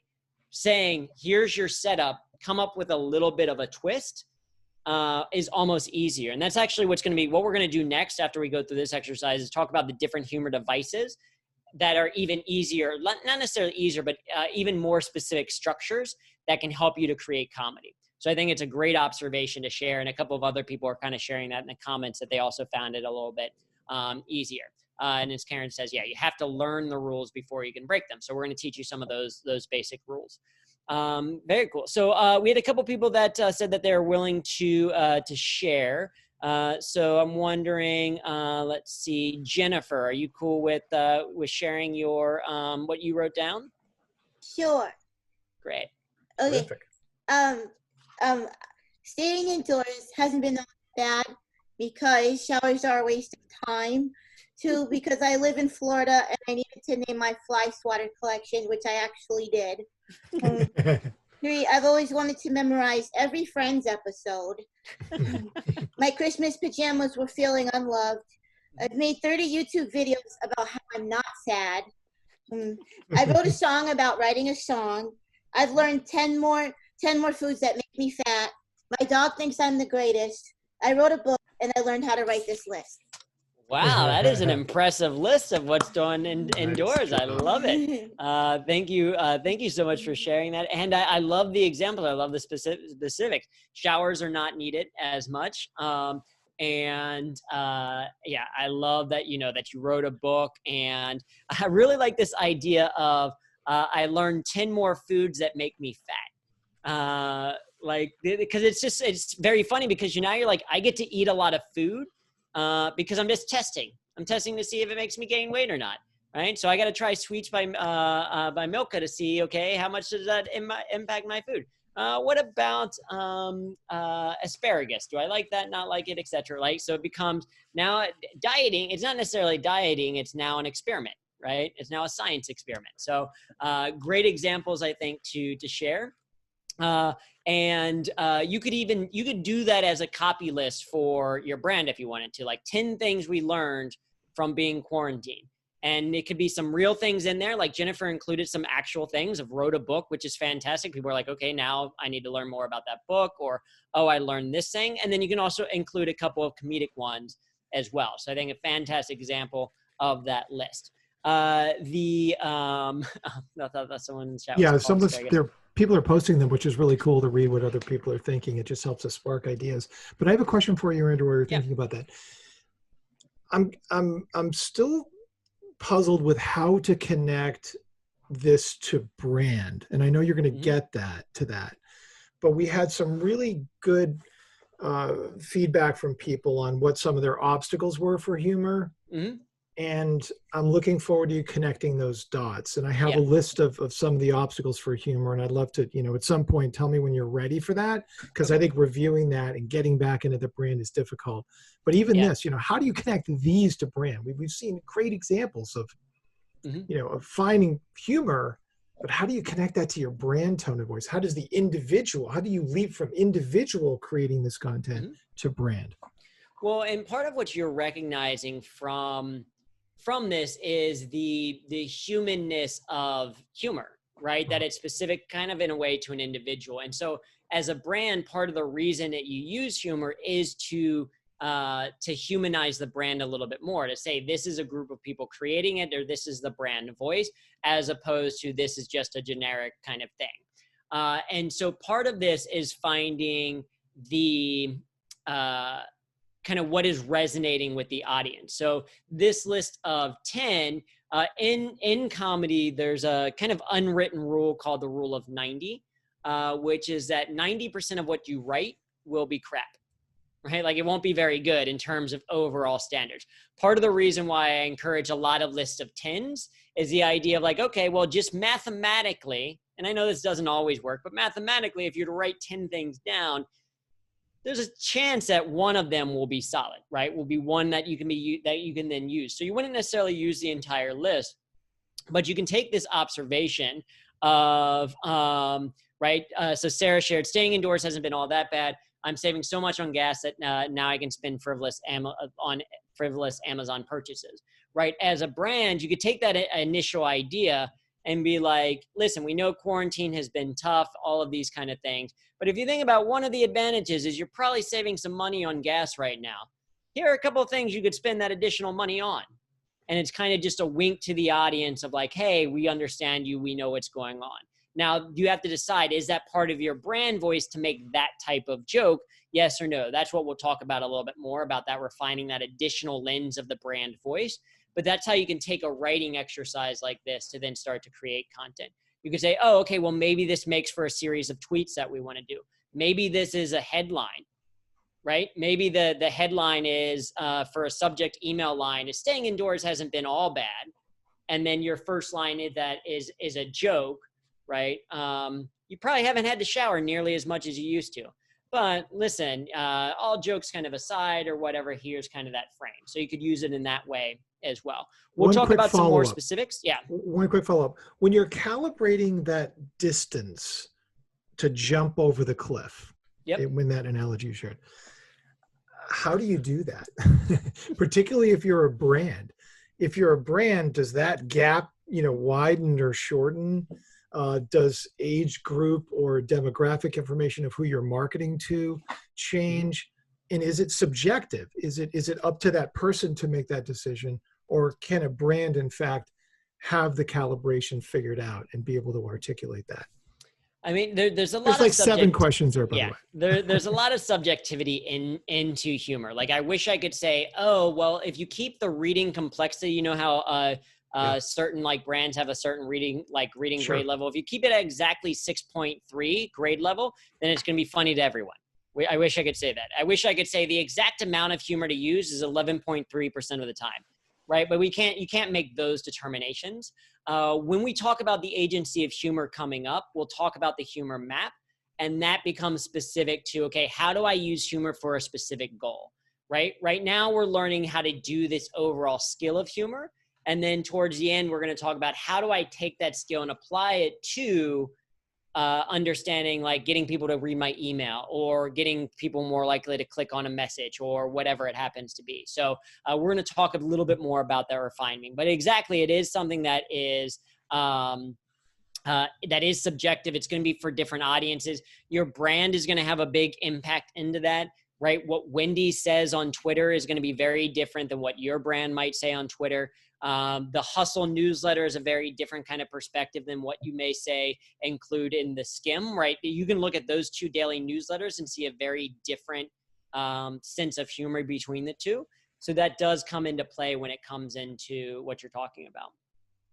Got it. Thank you. Cool. I'll save my other 10 questions. Excellent. Yeah. So we're going to jump into those questions. We're going to have a lot of fun in those questions, but I wanted to go through one more list. Karen said that she was willing to share. So Karen, if you want to unmute yourself and share your list of 10 as well. Hello.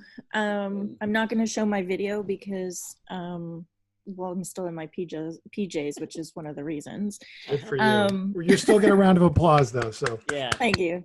I'm here all week. Okay. So, staying indoors hasn't been all bad because I don't have to justify going out with people. It's the perfect excuse to not go anywhere. I don't like people. I think you're seeing a trend. I get to nap more. I get to watch TV more. I don't have to explain why I'm wearing my PJs all day, except if you're called out on a webinar. Mm-hmm. I don't have to shower as much. I save money on deodorant. No one's talking about being bikini season ready. I prefer it to people, and I only get yelled at by my pets. So obviously I'm wishing that I lived in Jennifer's brain right now because that was hilarious. Yeah, that was great. But then also, yeah, and those are some great observations, though, which I think also after that list, it's like, might be surprised to find out that I'm imagining that you are probably an introvert. Is that okay to say? Like, is that very safe? much so? Accurate? Yeah. Right. Right. But so I can become an extrovert on demand. So. Ooh, I like that, extrovert on demand. That's an interesting phrase, right? So again, sometimes it's about phrasing of like, ooh, extrovert on demand. I really like that as a phrase. But even the content of like those changing that and that list of things of like, I like the idea too of like I only get yelled at by my pets. And so that becomes curious to me, like that this exercise, maybe you write a couple of them, but then there's like one that you follow in more detail. So can you give me an example of what does it mean to get yelled at by your pets? I have a very chatty cat. And so when we don't do what she wants, which is literally 23 hours of the day, she yells at us. So we call it barking because she just starts meow, meow, meow, meow, meow. So we get yelled at all the time. Right. And again, that's a short example of an observation for a certain group of the audience of like, hey, like, listen, we know that yet another email coming from us. Yes, I know. But it's kind of like we're at least helping you distract you from getting yelled at by your pets. Right. Or like, so like those types of observations are what's create those connections between different people. So you can take these additional, initial ideas and share them in a couple of different ways. It could be part of brand copy. It could be what goes on the Amazon description if you're selling on Amazon or whatever. So it can go in some different places. And that's what we're going to start to talk about a little bit next. But Karen, thank you so much for being willing to share as well. Cool. So let's continue on with the next section on humor devices, because like Byron kind of mentioned, having a little bit of structure can make the writing process a little bit easier. And so there are three kind of structures that I think are helpful for people writing copy to know. The first form is incongruity. And this is something that's simply just unexpected among normal circumstances. Right? It's unique language, it's interesting apparel, it's possibly the use of nicknames. It's just something a little bit different. For example, if you've ever seen the Key and Peele sketch on The Substitute Teacher, where the substitute teacher goes in and it starts kind of mispronouncing names, like, so the Balake is one, Jaqueline, Aaron, right? It's a great sketch. And it's really based on just incongruity, saying names in a way that's different to normal. That incongruity becomes very, very funny. Incongruity can be a great thing for our own brands as well, because it gets people to pay attention. It gets people leaning in a little bit more. For example, we can have, let's see if we can bring this up. Yeah, so we have this store sign, right? Incongruous because it's specific kind of times of hours of operation. So it can be kind of this specific language. You can have an unexpected visual. So warning, alcohol impairs judgment. Not exactly a picture you're used to seeing, a stick figure making out with a fish, right? Incongruity gets people paying attention. Can be a logical incongruity as well. In memory of Roger Bucklesby, who hated this park and everyone in it, right? Kind of a funny logic break. So incongruity can be a great way to get people kind of leaning in a little bit more. One of the easiest forms of incongruity create is something called a comic triple. And a comic triple basically takes advantage of the rule of three. Rule of three is slightly different. Sometimes people think of the comedy rule of three. Rule of three is simply to say that 3 is the minimum number that you need to create a pattern, right? Because the first thing establishes an idea. Second thing repeats that idea, but people are unsure if it's actually a pattern. Third thing confirms, oh no, this was intentional, this was a pattern. This is why a lot of times in say presentations, they recommend that you say things in 3, right? That it's like, hey, you tell people what you're gonna tell them, you tell them, and then you tell them what you told them, right? There's something about the number 3 for us as humans that is very, very helpful.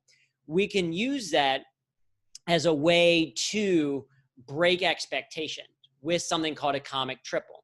And a comic triple is where you have a list of 3 things, but the third thing is something outside of that pattern. So for example, earlier I said that I am an engineer, right? I like taking things apart and putting things back together again, things like clocks and radios and my parents' marriage, right? Comic triple. The first 2 items are a normal thing that you would consider that you take apart and put back together again. Third thing is a little bit unexpected. Nice thing about a comic triple is that they can be obvious to notice, because anytime you have a list, if you're talking about your brand benefits, if you're talking about your client list, if you're talking about something else, anytime you have a list, you can say, oh, can I turn that list into a comic triple? Or at least the last thing on the list, say it's longer than 3, can I make something funny from that? So for example, for your next exercise, I want you to take a look at, to take a few moments and try to create a comic triple.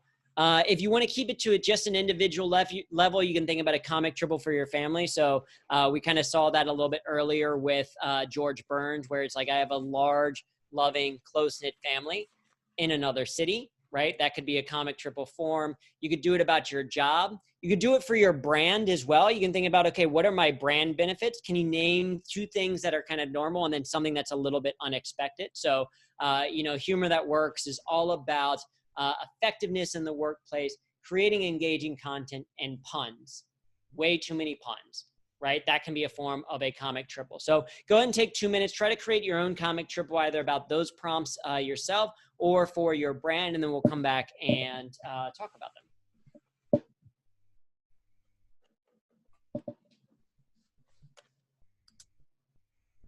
And then if you want the format of that structure, you can see it there.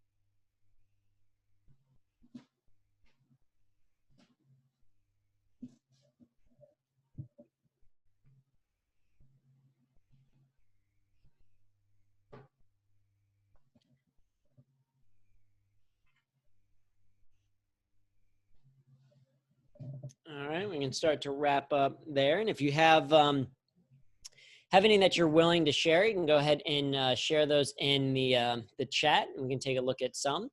So certainly if you have any that you want to share, you can share those in the chat.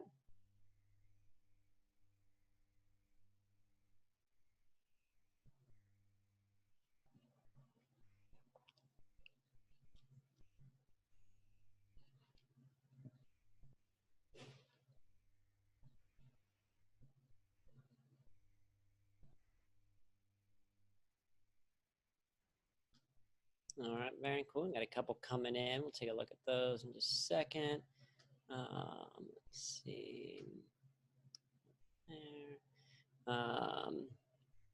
All right, so don't risk IT. I like it. So we're cybersecurity and compliance specialists. We help in keeping you compliant with specific laws, improving your security posture, and hopefully keeping your CISO out of jail, right? Which I think is great. That's a great comic triple, right? It's setting up the first saying, right, normal, okay, and then kind of a funny take on it. So I think that's a great example, right? Because your brand might not be, hey, I want the biggest punchlines in the world, but it could be a punchline, or it could be something that's going to get people to lean in a little bit more.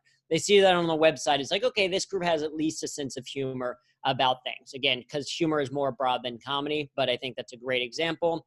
Janelle says, I'm a writer who specializes in B2B copywriting, SEO optimization, and explaining to my coworkers why I have a scientific calculator on my desk. I love it. So, right. So that kind of speaks to the nerd side potentially on Janelle, for Janelle. I think with that particular example, if you want to go, like, the comic triple can be somewhat related to writing. So if you do writing that requires a scientific calculator, that kind of makes sense as well. Otherwise, you might use it as like, hey, I'm a writer who specializes in B2B copywriting, does SEO optimization, and constantly has to explain to my coworkers why I have a scientific calculator on my desk, right? So a great example. Let's see. My job is great. I get to fix bad grammar, help others write amazing content, and have a dedicated space to my Funko Pop collection at home. So I think that's another fun example, right, of what your job is. So that context about it being around your job, I think, is very funny. And what's interesting about these types of examples is that they create connection, right? Just by this example. So Karen saying, oh my God, I love scientific calculators. Because you've now added a small human component of it, that's where you find connection. People are like, oh, I love scientific calculators as well. Let's talk about that. Oh, by the way, in that process, I'm going to maybe learn a little bit more about what you do. Byron said, writing funny is easy. You just sit down, focus, and make a sharp jab directly into your brain, right? So that comic triple about that particular process. The sharp jab, I think, is helps to add that specificity, right? That it becomes a specific thing that you are feeling. So again, comic triples are just a structure, a common structure that can help you get thinking. The nice thing, or the interesting thing to note about comic triples is that you might write a comic triple and then change the format of it, right? It can just get you started, because you could say, writing funny is easy. All you have to do is sit down and then make a sharp jab directly into your brain. You could try to determine, okay, do you want that second list item, or can you go directly to it, right? You'll change that format. The exercises that we do, the devices that we use, it's less important to always only do what they say, and more of like, okay, that's my starting point for an idea. Maybe I go down a rabbit hole and I don't end up doing an incongruity. I do something else, but at least it got you started writing. That's the hope for each one of these things. Very cool. Let's see. I love my job, the work my team and I do, especially the person who takes credit for my team's work. She's my favorite, right? Yeah. I love my job. I love my team. I love the work we do. Or so I would probably do like, I love my job. I love the work that we do. I love my team, especially the person who always takes credit for my team's work. Right. So that structure piece might help a little bit there. Cool. So, comic triple, incongruity, just one example that we can use. It's great for getting people's attention. So it can be great in a headline, can be great in a list. So that's device number one that I think is valuable for brand marketers. Number two is, let's see, let's bring this up. Number 2, I think, is then association. So this goes back to what Byron, you were talking about earlier, right? Mixed metaphor or an analogy or a mnemonic. It's just basically the connection of 2 different ideas. It can be kind of a visual connection. So like this person's cubicle, right? In the future, maybe we'll all have doors like this just to keep people away. It can be kind of a connecting 2 different occupations, logical connection. My apartment's pest control guy always refers to Richie, my cat, as a fellow industry professional, right? Connecting a pest control with a cat. And it can also create wordplay. It can be the connection of use of language. Dude, what is your street name? Little Marco. You live on a street called Little Marco? Oh, you meant my address. I don't know why. This is so funny to me. I just love this kind of example. Right? So you can create those types of associations.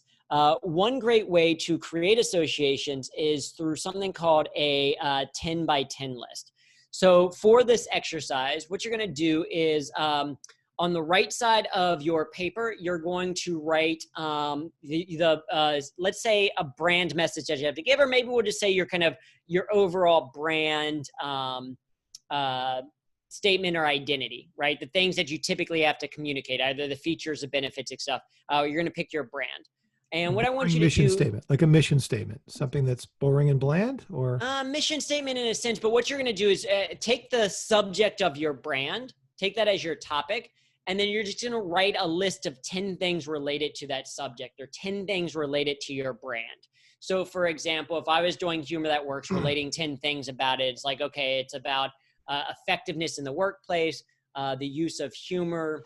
It is trainings and speaking engagements and one-on-one and group coaching. It is both virtual and in person. It incorporates a lot of puns. It is like, so it's just a list of 10 things around that. So go ahead and get started on that list, and then we'll do part 2 of the exercise. So part 1 is write 10 things related to your brand that first come to mind around the features, the benefits, or the mission statement, or all 3 of those. Mantras, whatever. Got it. Yeah.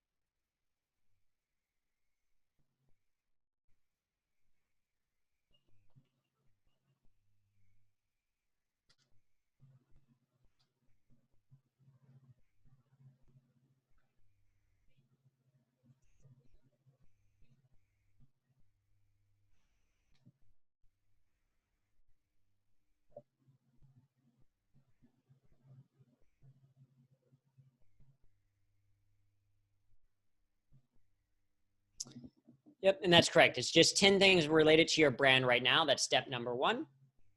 And if you are— Is it me, or am I finding myself polluting this with like our standard marketing crap? You probably are, right? Because it's so ingrained in your head that you're starting to be like, oh, well, I can't not say my brand without incorporating that tagline that we always do, right? And that I think is okay, right? As a starting point, it's the first thing in your head. Hopefully, the reason why we do 10, you can go past 10, but we suggest at least 10, is so that you start to hopefully run out of the things that you always say, and you start to be like, I need to go a little bit further. I need to add something a little bit else. But the other thing that you're going to start to do, and you can start to do this now if you've already completed 10, is you're going to pick another subject. We'll say something that either you are passionate about, or that you know your audience is passionate about, and you're going to write 10 things related to that passion, irrespective of your brand. Should not be related at all, right? So the passion could be like my passion for video games, right? Love video games, or D&D. I've been playing D&D a little bit more recently. So then you're going to list 10 things related to that passion, irrespective of your brand. So if I'm talking about Dungeons and Dragons, I might say, I love the community feel of it. I love the balance of storytelling and improvisation. I love that some of it's dictated by chance. I love that fighting is done via dice. I love the math that's involved. I love that we can do it virtually. I love the character that I've created, whatever, right? So I'm just relating 10 things related to that passion, irrespective of the brand. So take a few more minutes to think about the 10 things related to whatever passion you pick.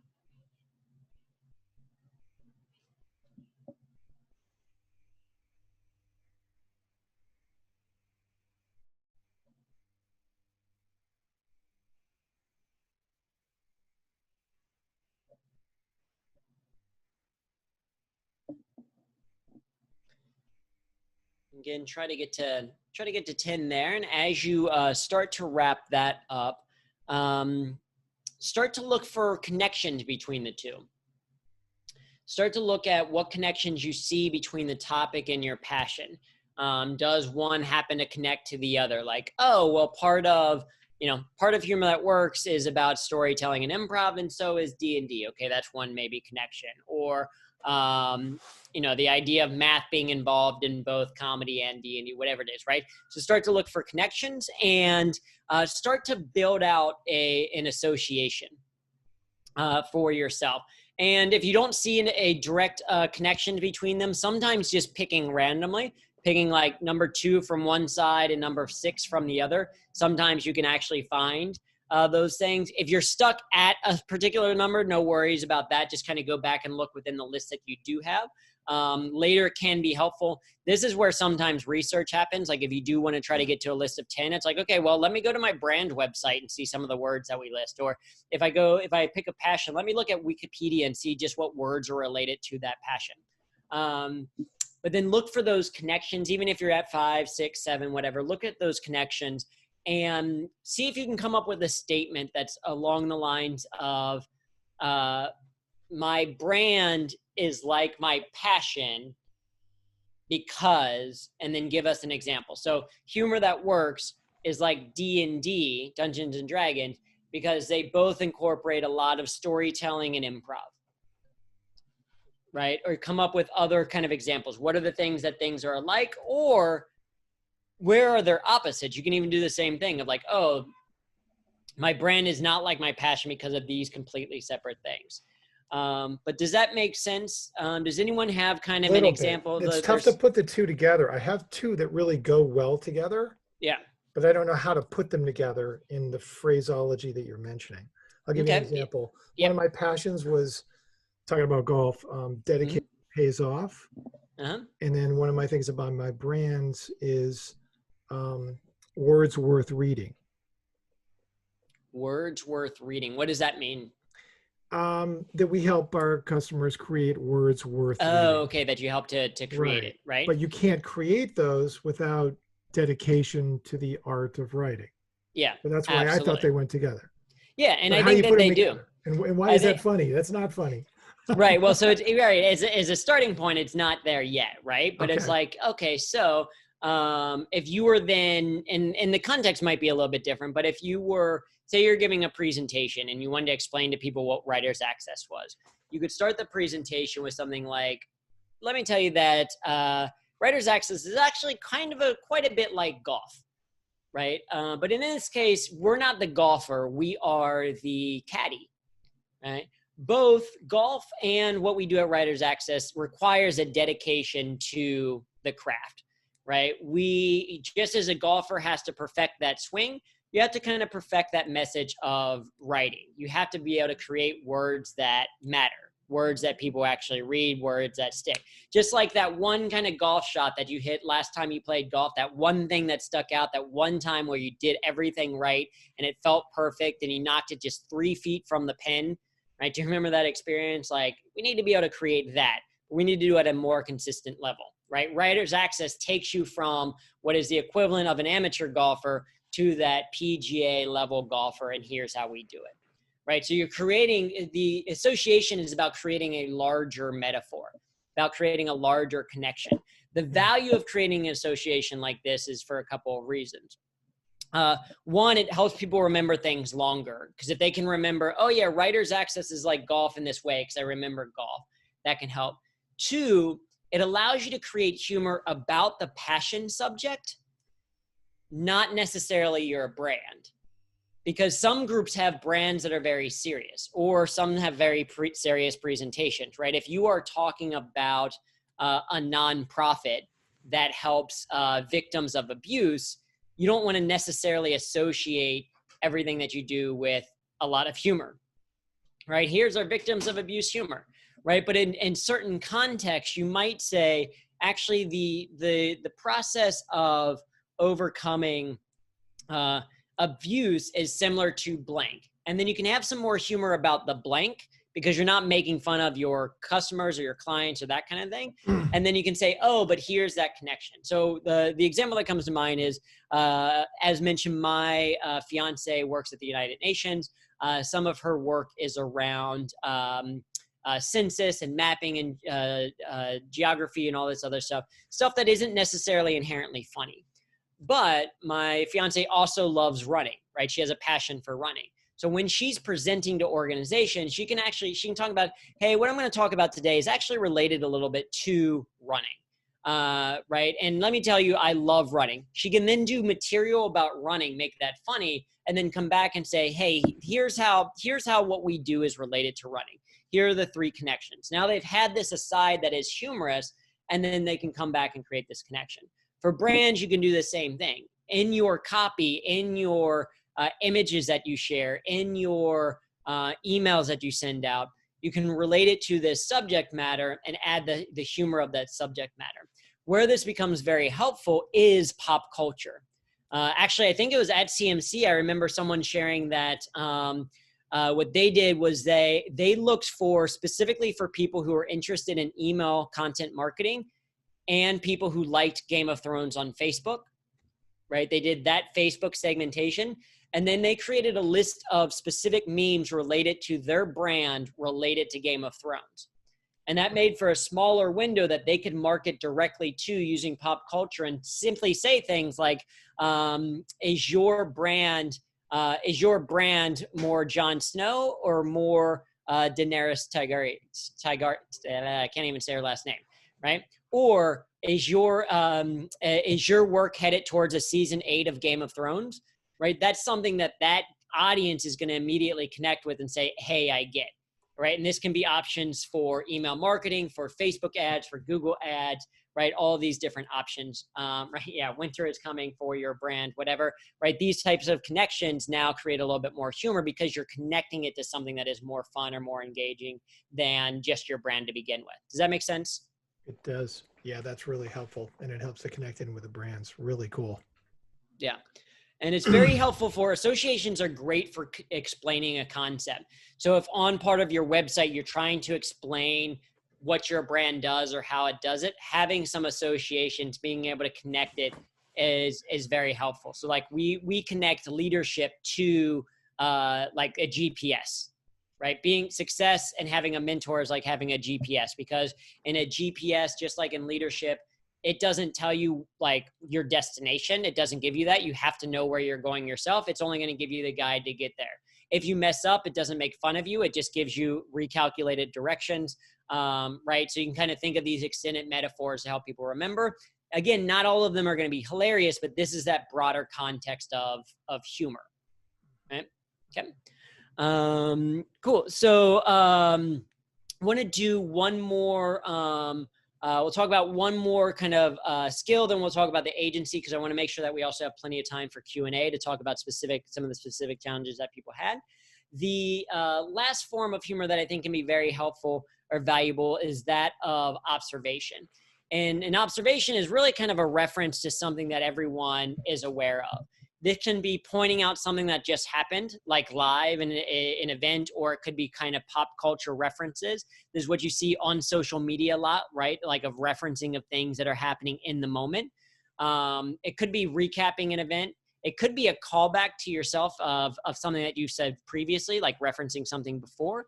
It can be something that is a visual observation, right? Like just noticing that you happen to be in the shape of the same as the background behind you. It can be kind of a verbal or a common experience. People write congrats because they can't spell congratulations, right? So this is a sign, like just a funny sign that people shared. So this is related to, not necessarily related to the brand, but it gets people paying attention. Or it can be helping, it can be an observation that also helps with understanding, right?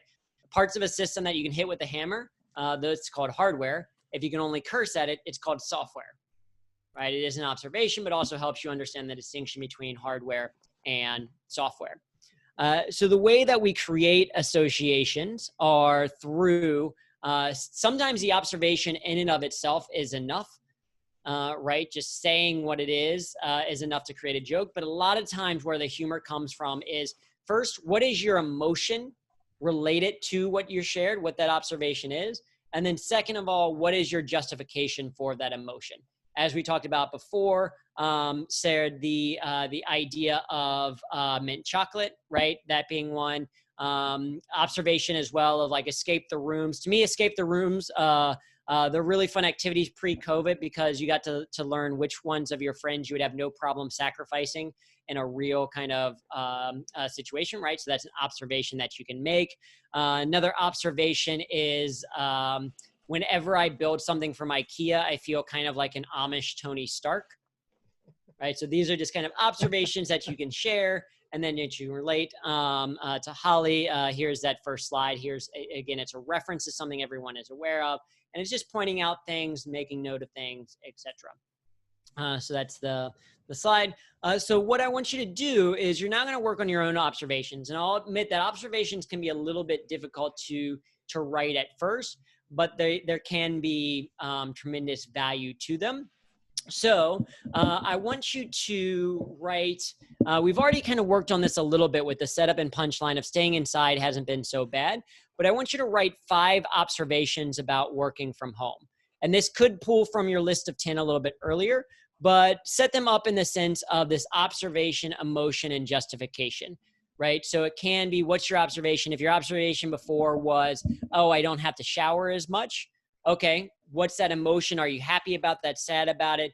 And then give us some of that. Maybe it's because, maybe for instance, maybe it's therefore, right? Therefore could be an interesting one there. Like, okay, if you don't have to shower as much, therefore I'm buying less shampoo.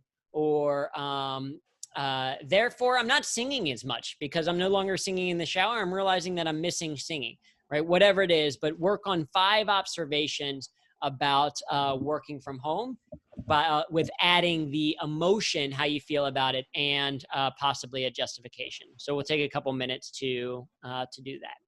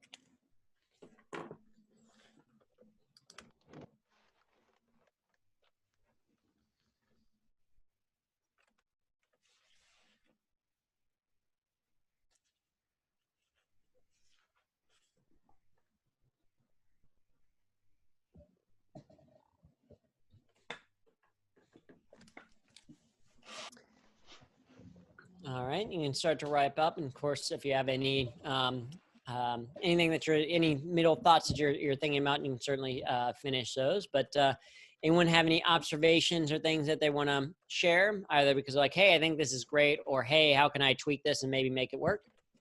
I'm going to talk about either way.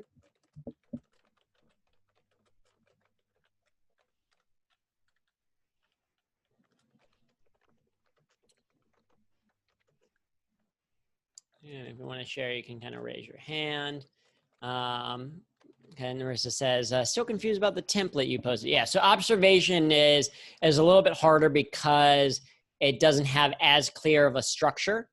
So the structure itself, the observation is in the sense that, it's just, hey, this is a thing that I've noticed, right? From working from home, I have noticed. So for example, I live in a 400 square foot apartment in here in the East Village. And so what are observations about that? It's kind of annoying, right? So my observation is annoying. Here's kind of like how bad it is. Like it's a 400 square foot apartment. It's gotten to the point that we built a pillow fort not too long ago, just so that we'd have a new room to explore. Right. So the observation is like live in a small place. Okay. Emotion is kind of annoyed by it. That comes across in how I say it. And then kind of a joke into something else. You can extend that even further. Like we've been rearranging things every so often here at our place. It's not really feng shui so much as feng shui too much time on our hands. Right. So that observation there. So it is harder structure wise, but it's more of just a thing to think about. Let's see.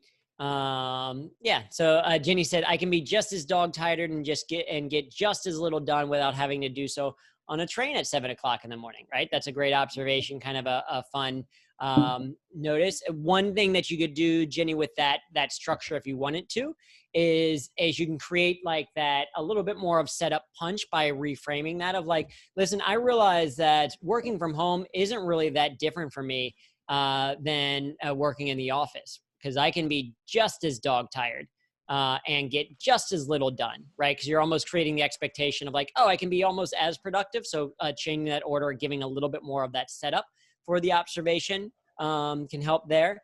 So Janelle says, observation, I've named the tea kettle just so I can yell at her when she whistles and scares the cat. I think a great observation, right? So you can give that context of like, I don't know, you don't see people nearly as much. One of the things that if you live by yourself, you don't get to yell as much, right? So I've named the team kettle, so I have something that I can yell at. Emotion, I don't look at disapproval on my cat. I don't like the look of disapproval my cat gives me every morning, so I need to blame someone else. Exactly right. You can name the tea kettle. I just want to know, what's the name of the tea kettle? Do you know? I think we need to know. I need her to believe that it's the tea kettle's fault. This is an entire really funny story, I think. So Narissa, to answer your question, the justification potentially comes in of explaining back to that logic before. Sometimes you don't need it. Sometimes an observation by itself is so strong you don't need a justification. But if you have an emotion to something, the justification can be where the punchline comes from. So for example, when I was talking about mint chocolate, the justification of what makes that funny. The observation is just, I don't like mint chocolate, right? It's my emotions. I don't like it. Observation, don't like it. Because I've never been eating chocolate and thought, you know what, go great with this toothpaste, right? That justification creates the punchline. So the justification is, why do you feel that way about that observation? Right? Let's see. So Kevin says, I have more spare time. So, hey, I noticed from working from home, I have more spare time. Would be wonderful if it wasn't spent teaching my kids math. I think very, very funny. That's a great observation, right? I've been wanting free time at home. I should have specified that it wasn't when teaching kids math. One thing about humor is that specificity oftentimes is funnier.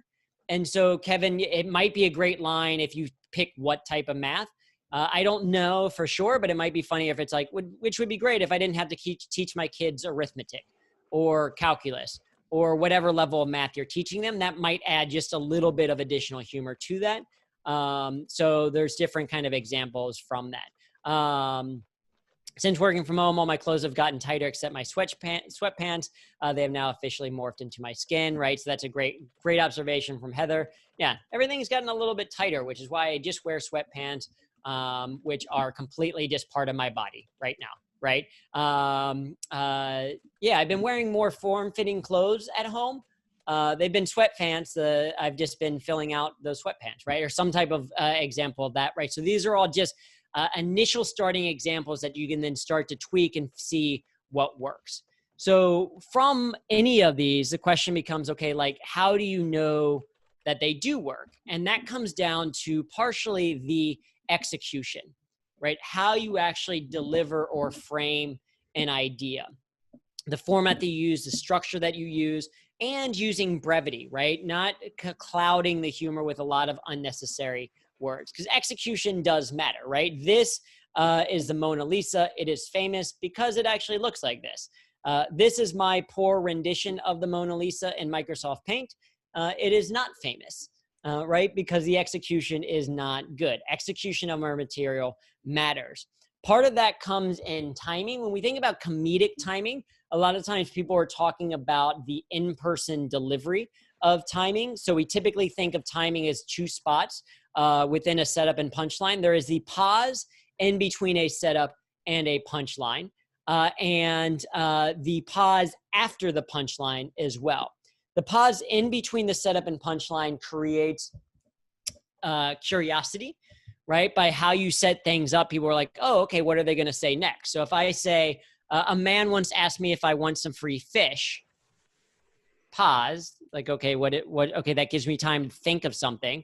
Punchline. So I asked, what's the catch? The pause after the punchline is what allows for laughter in a live environment, at least. One of the biggest mistakes that people make when they're first starting to use humor in a live environment is that they step on their laughter. What that means is that you say something that's funny that the audience would laugh at, and then right as they're getting ready to laugh, you start talking again, and that means that no one laughs then because there wasn't time for them to laugh. And that still applies even in a virtual setting, especially virtual. Like, you need longer pauses for that to get to people if you want people to kind of be laughing or chuckling to themselves. And if you're creating comedic content in, say, the form of a video, right? If you're doing short clips on TikTok or on Facebook video or Instagram TV or whatever, if you're doing video, you still want to have a little bit of punchlines, a little bit of space where people are going to be laughing or smiling. True. And exactly, yeah. Sarah, Question. Yes, Byron. Can that thank you for posting my question. Can that translate into how you write? That pause? It can, in a structure standpoint of, one, again, you want to put that funny at the end, right? So like we saw in that example of George Burns, of like the punchline should be the last thing that you say of the sentence, right? So you put at the ends of sentences. You can also do a pause by adding a new paragraph, right? If you like, a lot of times I think it's helpful to end paragraph, like if you're going to share something humor, start a new paragraph after it, because that kind of break, even visually, is enough for people to register more that it's a joke. Because how we deliver something sometimes help people recognize, like, oh no, we meant for this to be comedic. Have you seen any interesting writing styles that help to amplify comedy? Call outs, asterisks, captions, anything? I mean, they can. That goes back to kind of your brand voice a little bit. I'm a big fan of, the book that I wrote, United States of Laughter, I used a lot of footnotes for humor. So at each page, it would be like, if I wanted an additional punchline, I would put it as a footnote, and then people could read it at the end of the page. Nice. You can do that with asterisks as well. You can do it with formatting. If you're like, punchlines are going to be in bold or parentheses.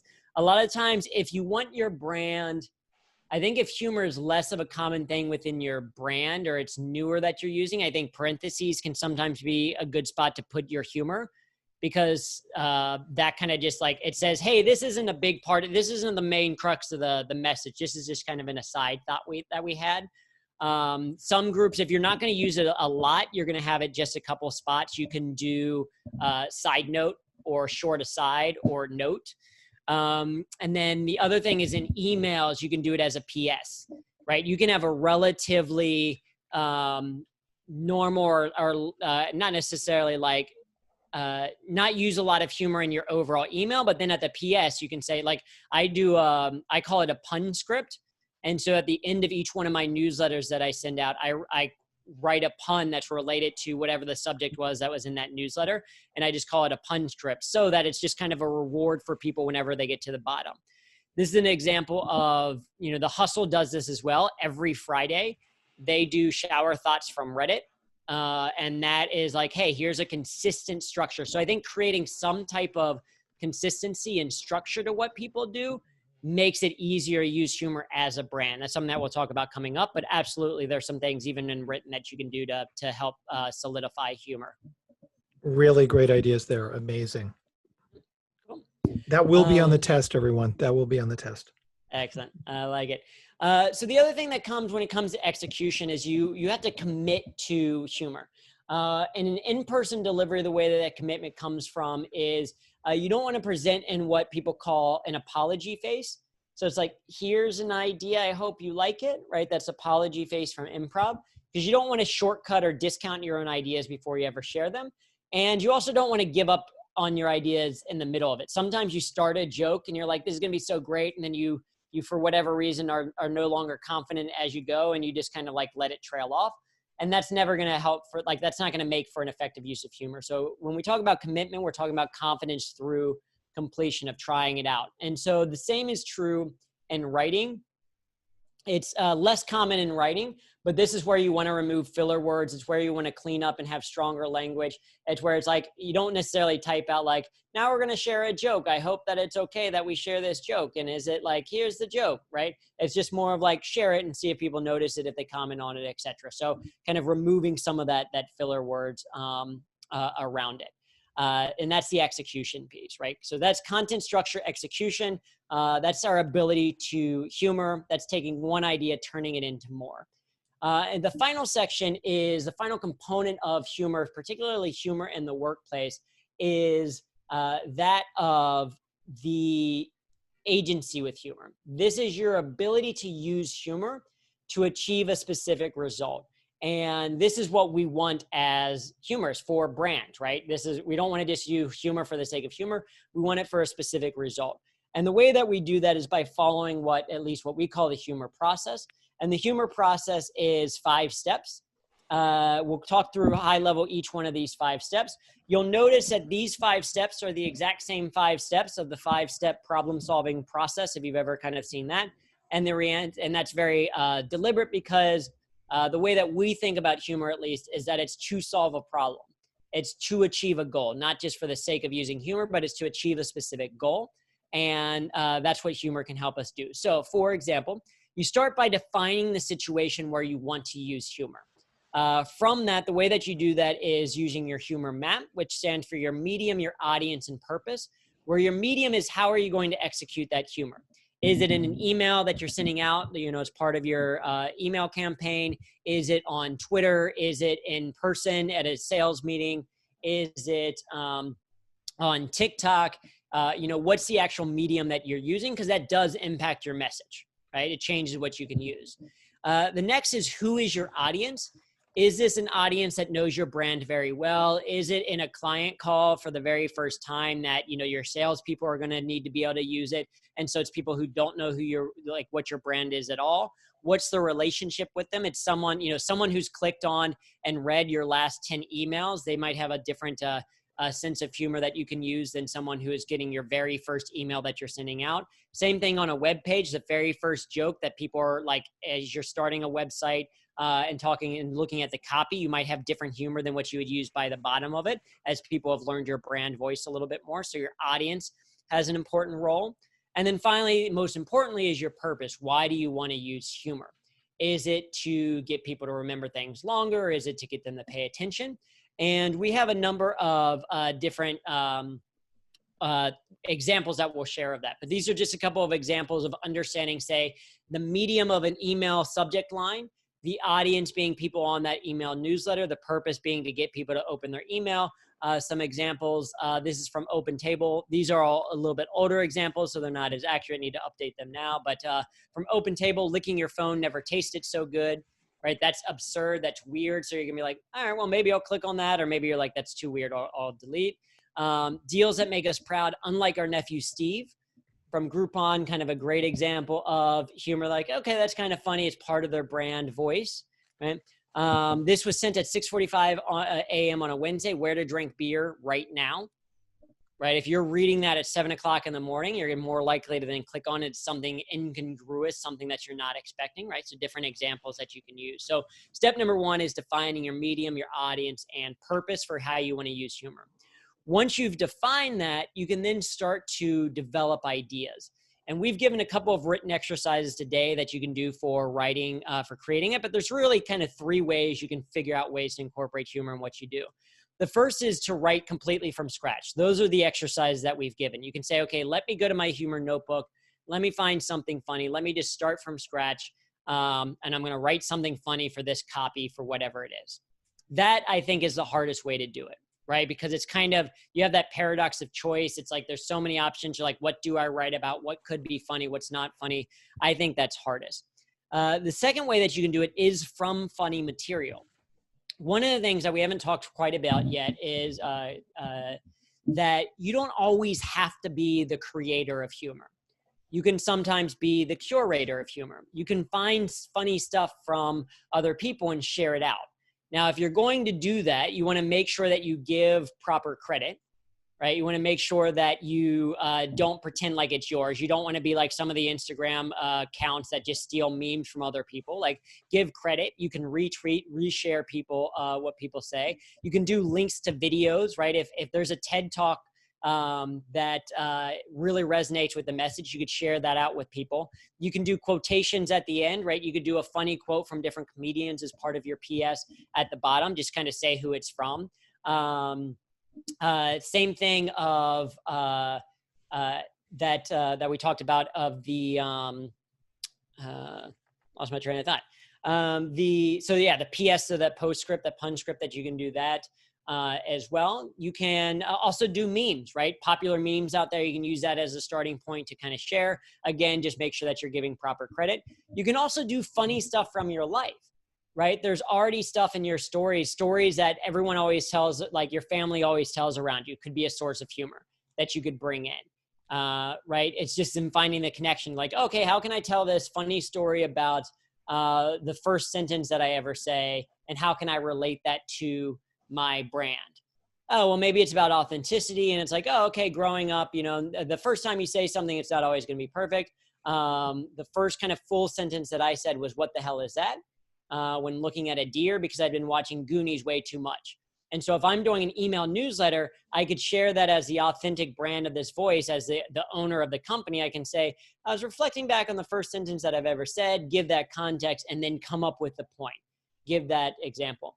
As Jennifer said, if you read your comments, there's a lot of material there. Yes, so your audience might be giving you great material, whether it's comments on your YouTube videos or that they share in testimonials or feedback.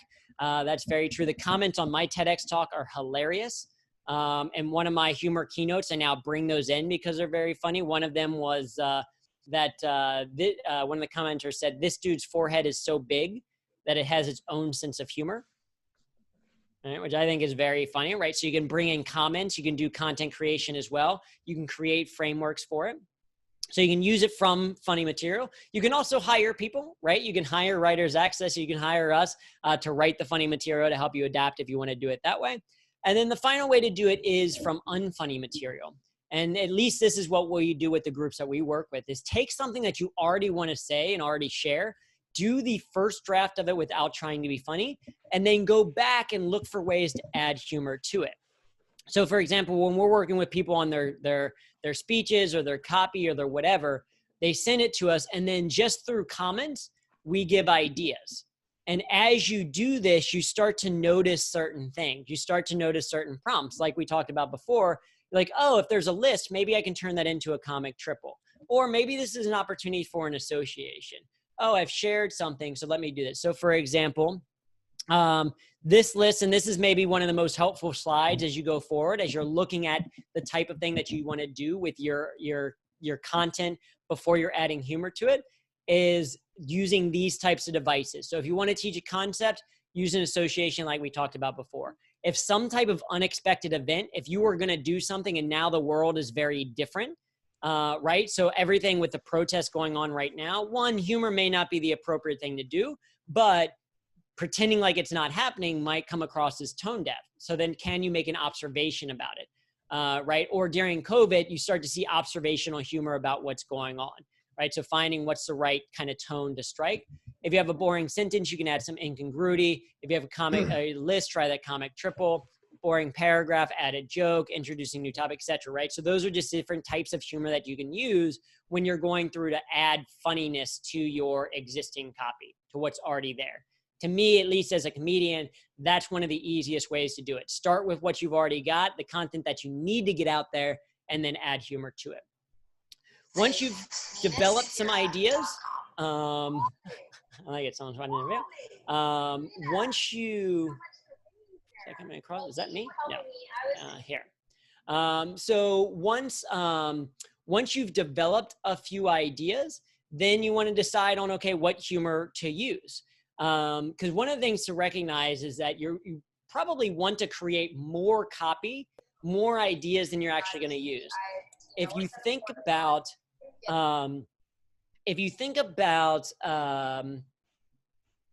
professional comedy writers, right? Think about even like SNL. They have an entire writer's room of people, and they take a week to put together a show. So the idea that you can create perfect copy that's hilarious every single time, and just like a 10-minute session of sitting down to write your email or write a tweet is a little bit misguided. If you're able to do that, then quit your job and like go write for Hollywood, because you'll be a millionaire, right? So it does take practice and repetition. It does take creation. Not everything is going to be perfect. It does require testing things out, you know, getting material on stage. But as I say, all the world's a stage. So you can test things out with tweets and small things like that that you can incorporate into your list a little bit later. But ultimately, you do want to decide. When you're deciding, go back and check, does it match your medium, audience, and purpose? Does it fit the newspaper rules? So one of the questions is around appropriateness. Let's see. So fuzzy again a little bit. Yep. Yeah. So I'll go into a little bit of Zoom. Something's going on with Ecamm Live today. So that's always fun. But we'll show this a little bit more up top. The newspaper rule is basically, would you be comfortable with whatever it is that you did showing up in the front page of your newspaper? You know how easy it is. There's plenty of stories of brands sharing some humor and then that going and spiraling way out of control from what they said. So you want to kind of give that sense of like, okay, if this were to go viral, would we be happy about everyone seeing it? If you're like, I don't know if we'd want to go viral with us making fun of this like kind of one person, probably not appropriate to use. And so kind of just following that newspaper rule. The onion rule is also, you don't want to do something so wacky, so extreme that it sounds like it would be the title or a headline in the Onion satirical newspaper, right? So you don't want it to be too out there, especially for a brand. It's not about, again, being super wacky. It's about having brand within that voice. And then the last thing, at least as content creators, is does it make you smile personally?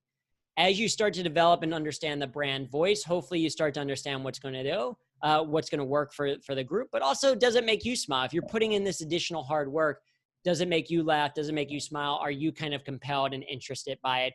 Can be a great check. Next, you have to deliver the humor, right? We already talked a little bit about delivery of the humor. One, you may need to set the stage. If you haven't been using humor a lot as a brand, you may sometimes need to set the stage for why you're going to use humor. So you might say, hey, we're going to start this email with a little bit of a story, but just to give a little bit of background of where, Sweets by Milka comes from, why it's so important, right? So you might set the stage. You're not always going to set the stage. You wouldn't necessarily say, hey, we're going to start with a joke so that you like us more and buy more of our product, right? But you may have to set the stage for why you're going to use humor. Commit to the execution, as we talked about before, and then you can connect it back to purpose if it feels too non sequitur. if you can be like, okay, the reason why we told you about Game of Thrones is because it's actually a great reflection, or in Byron's case, the reason why I was telling you about golf is that it's actually a great representation of what we do here at Writers Access. Because again, we're not the golfers, that's you. You're the experts. We're the caddies. We're the one giving you the right tools to use. And then the final piece is, after the delivery, is to debrief it. Is to go back and check what worked, what didn't work. And check specifically, 1, did you have fun in the process doing it? Did you create it? Was it fun? 2, what worked well? And 3, what can be improved? Because you might use similar humor again in the future in a different context or in a different medium, and you're going to refine that skill over time through practice and repetition. And this is kind of that recap. So saw a question in the chat. Yeah, so we'll be able to share these slides with you so you can come back and look at this. But this is that actual process. So that can work for an individual, also works very well for a brand. In addition to that, when it comes to using a brand, it's helpful to create a humor style guide, and we can share examples of this if we have time, because I know we'll get to Q&A in just a minute after this slide, basically. But your humor style guide, what I encourage is either having a separate guide or having at least a section of your brand guide, your voice guide, that includes these things. 1, what is your humor persona? Think about the comedians out there. Are you more of a, is your brand more of a Chris Rock or a Mr. Rogers? Are you more Maria Bamford or Ali Wong, right? Those are very different kind of personas, and that can help to establish a voice. For humor that works, we're trying to be a little bit more of kind of like a positive John Oliver, where it's comedic but also informative. Also want to share your humor tone in your voice. Are you going for funny? Do you want people to be like, oh my God, this brand is funny? Or you want them to say engaging or entertaining? What's the kind of thing that you're looking for? Are you more positive in your humor, or are you more snarky? Similarly, what type of humor style do you use? Do you use affiliative humor, positive, inclusive humor that brings people together? Do you use self-enhancing humor that kind of looks at the, finds fun in the hardships day to day? Are you self-deprecating in your humor style, so you poke fun at yourself or yourself as a brand? Or are you aggressive? Do you use sarcasm? Do you use satire in your brand? Distinguishing these things can help you to create that brand voice. And then finally, what is your humor frequency? As I said, I wish I could give you a percentage that's exact, of like 11.3% of the time is perfect, but it's going to be different for every brand, for every audience. But is it, humor should be in every single interaction that we do? Should it just be that humor is only on Twitter, right? If you look at Wendy's, right, as an example, they're very funny on Twitter. Their commercials don't have that same level of sass, right? So understanding that you might use humor in different scenarios. So I think all of those things, types of things, can help. So I'm going to stop there so that we can then go to some questions. But hopefully that is helpful as a background. I also have a couple of next steps that I can kind of encourage you to end on. But certainly in the chat, share your questions. I know we had a couple of objections before, so we can also start with those, Byron, but hopefully that is a helpful background, and then we'll close with a quick call to action in the last few minutes or so. I'm assuming we might have some questions that come in, so please fire them up. Until then, good news, you have me. I have lots of questions. Yep. So, some of the obstacles that people raised were as follows. They're being told to keep it on brand. They work for a very conservative company, low risk. I work with engineers and scientists and mathematicians. I don't feel that funny was an interesting comment as well. Legal and safety concerns. Today people are offended and quickly judgmental, now probably more than ever. So those are just a few of the concerns. This is what we face every day, Drew, as we go to the office and we try to convince our colleagues to loosen up the tight buttons and stop creating all this bad, boring content, even though we think people want to read that.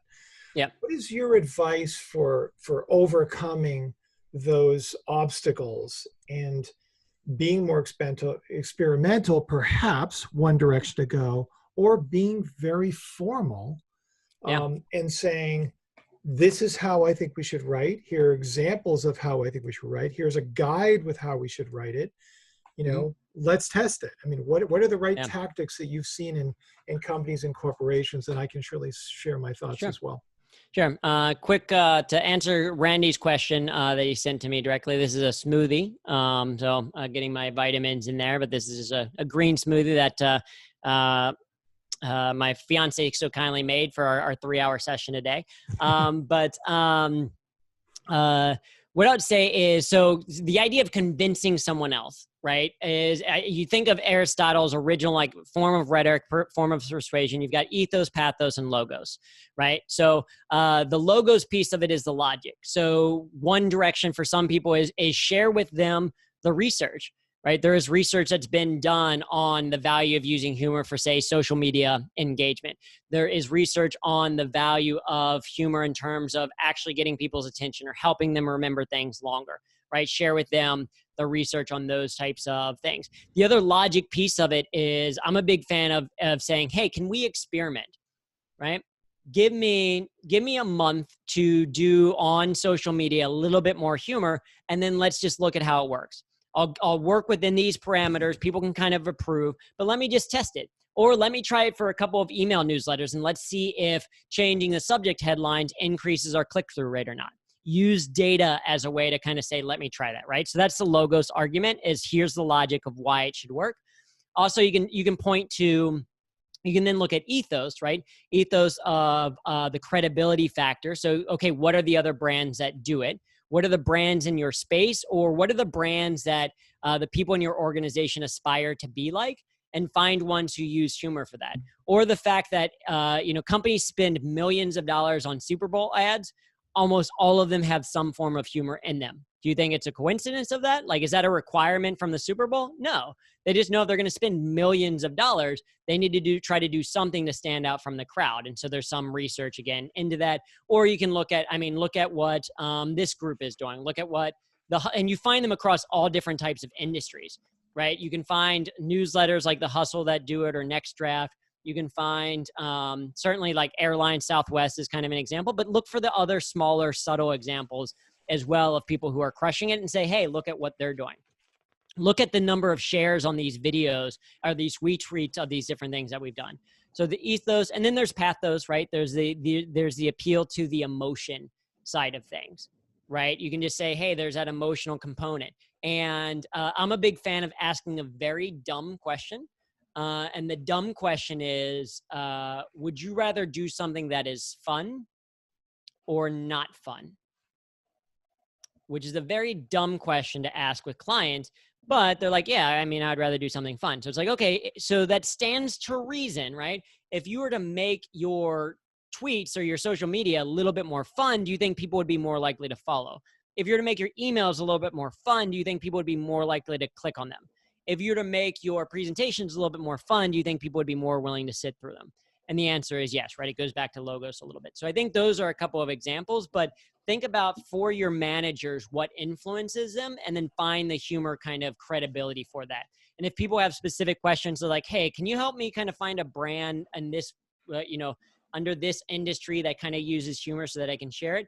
Let me know. More than happy to share that. On our website, we've got a list of 30 benefits of humor backed by research, case studies, and real world examples. So if people want the actual research that they can read, more than happy to send that. There's also articles, again, about the value of humor in branding, of humanizing brands, etc. So more than happy to share some of those resources as well for people. So that's what I would do.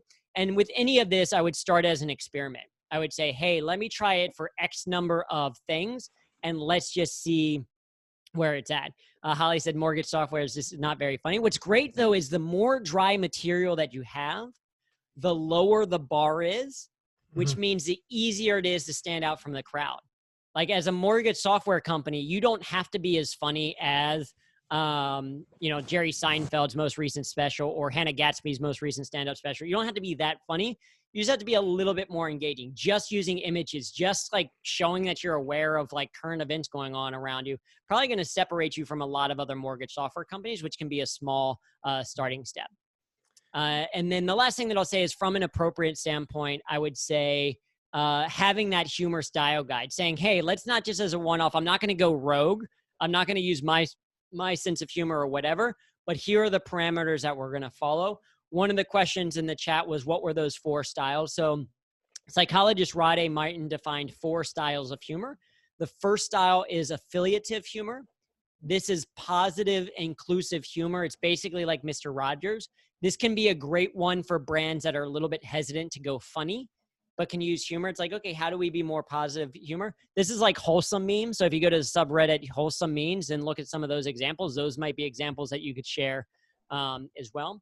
Self-enhancing humor is a positive form of humor. This is a way of looking at life's hardships and finding the humor in it. So self-enhancing can be a process. Self-defeating is a negative form of humor where you kind of poke fun at yourself. And then aggressive humor is sarcasm, satire. It is making fun of or insulting other people, which doesn't, it's hard for that to work in a brand. So typically you may want to stay away from it. Got it. Because of the intensity of the question, namely, how do we overcome this resistance to want to use humor? I'm just going to add a couple of thoughts that we've learned over the years, and then ask your question about examples.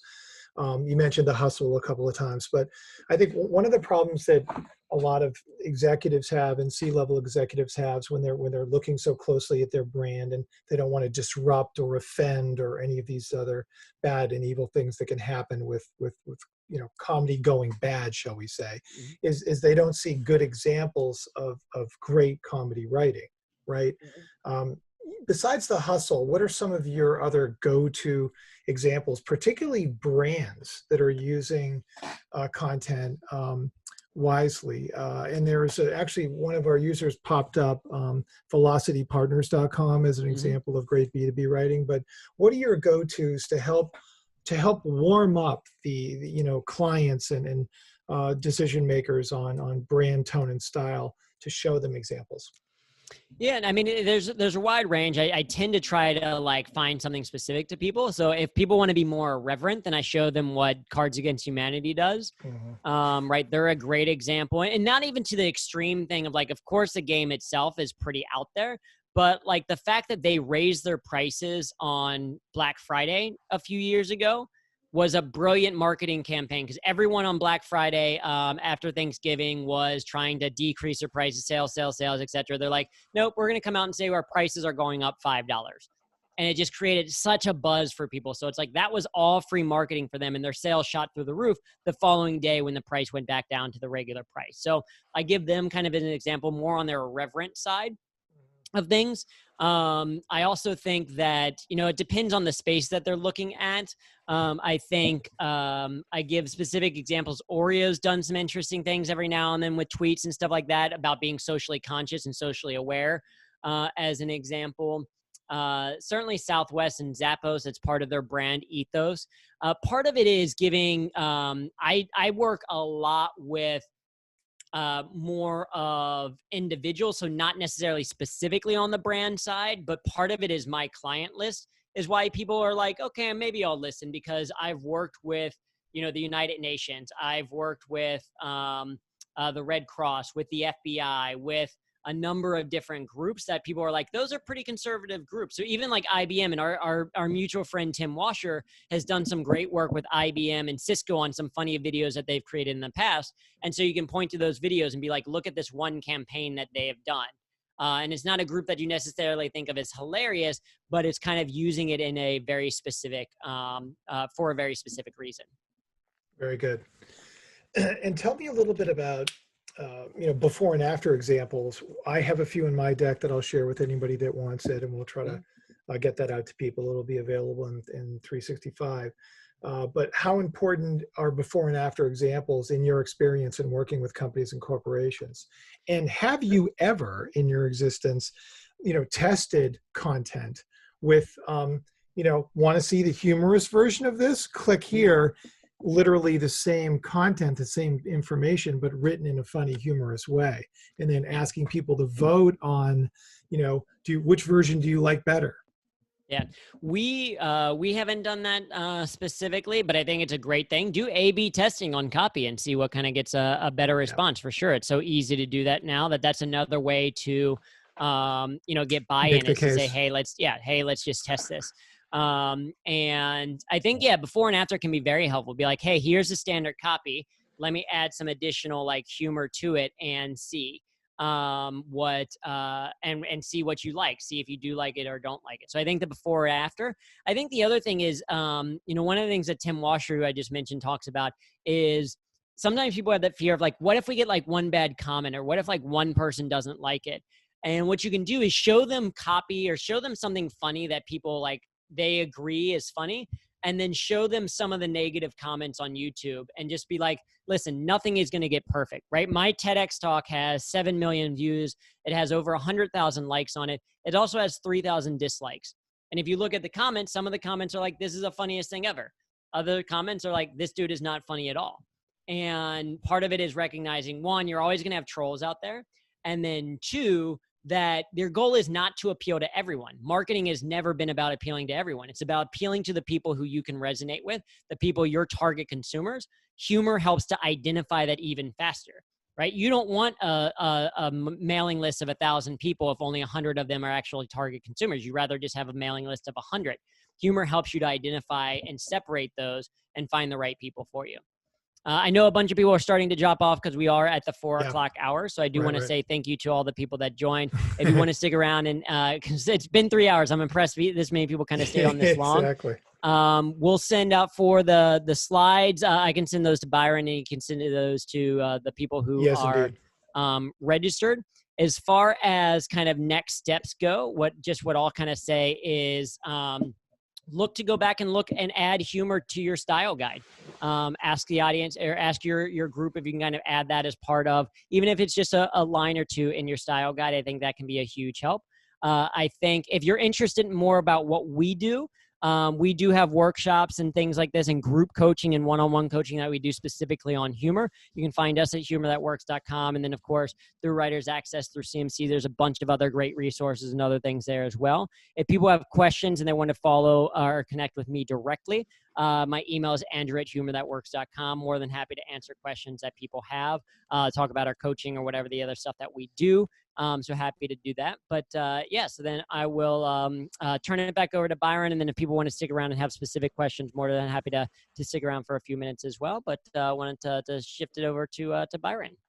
Well, I'm just going to shift it back to you in the sense of round of applause for the people that are left. Fantastic job today, Andrew. Really, we all learned a lot, and I took at least 10 pages worth of notes, so I'm ready to start crafting a quiz or a test for anybody that wants to tune in and get certified at CMC. What we didn't get to, which we will make available in 360, is both your sort of editorial guide of the standards that you look for. I have the Writer Access editorial guide as well that I'll make available to everybody in the Resource Center. I think we're up to like 40 or 50 resources that you can download in there, templates, books, guides. There's just unbelievable stuff back there. So we'll make all of this available, recording of this, and yes, everyone will be able to watch this in 2x speed, which means in an hour and a half, you'll be a comedian. You'll be a comedic writer with some certification as well, which we're very excited for our writers at Writer Access to watch this and see this. And I know some of them that are here now. So thanks for tuning in, everyone, but I want to be respectful of everyone's time. If anybody has any final questions, I'm sure Andrew would sneak in a question, but it looks like everybody's tuning out and is onward. But really amazing that so many people, A, showed up, and B, stayed with this. This is really cool. This was an experiment for me, so I learned a lot that people are really interested. So somebody had a question of they've never written copy before. Where do I start? I love humor. Poof, boy, that's a tough question to end on. I would say, writing is rewriting.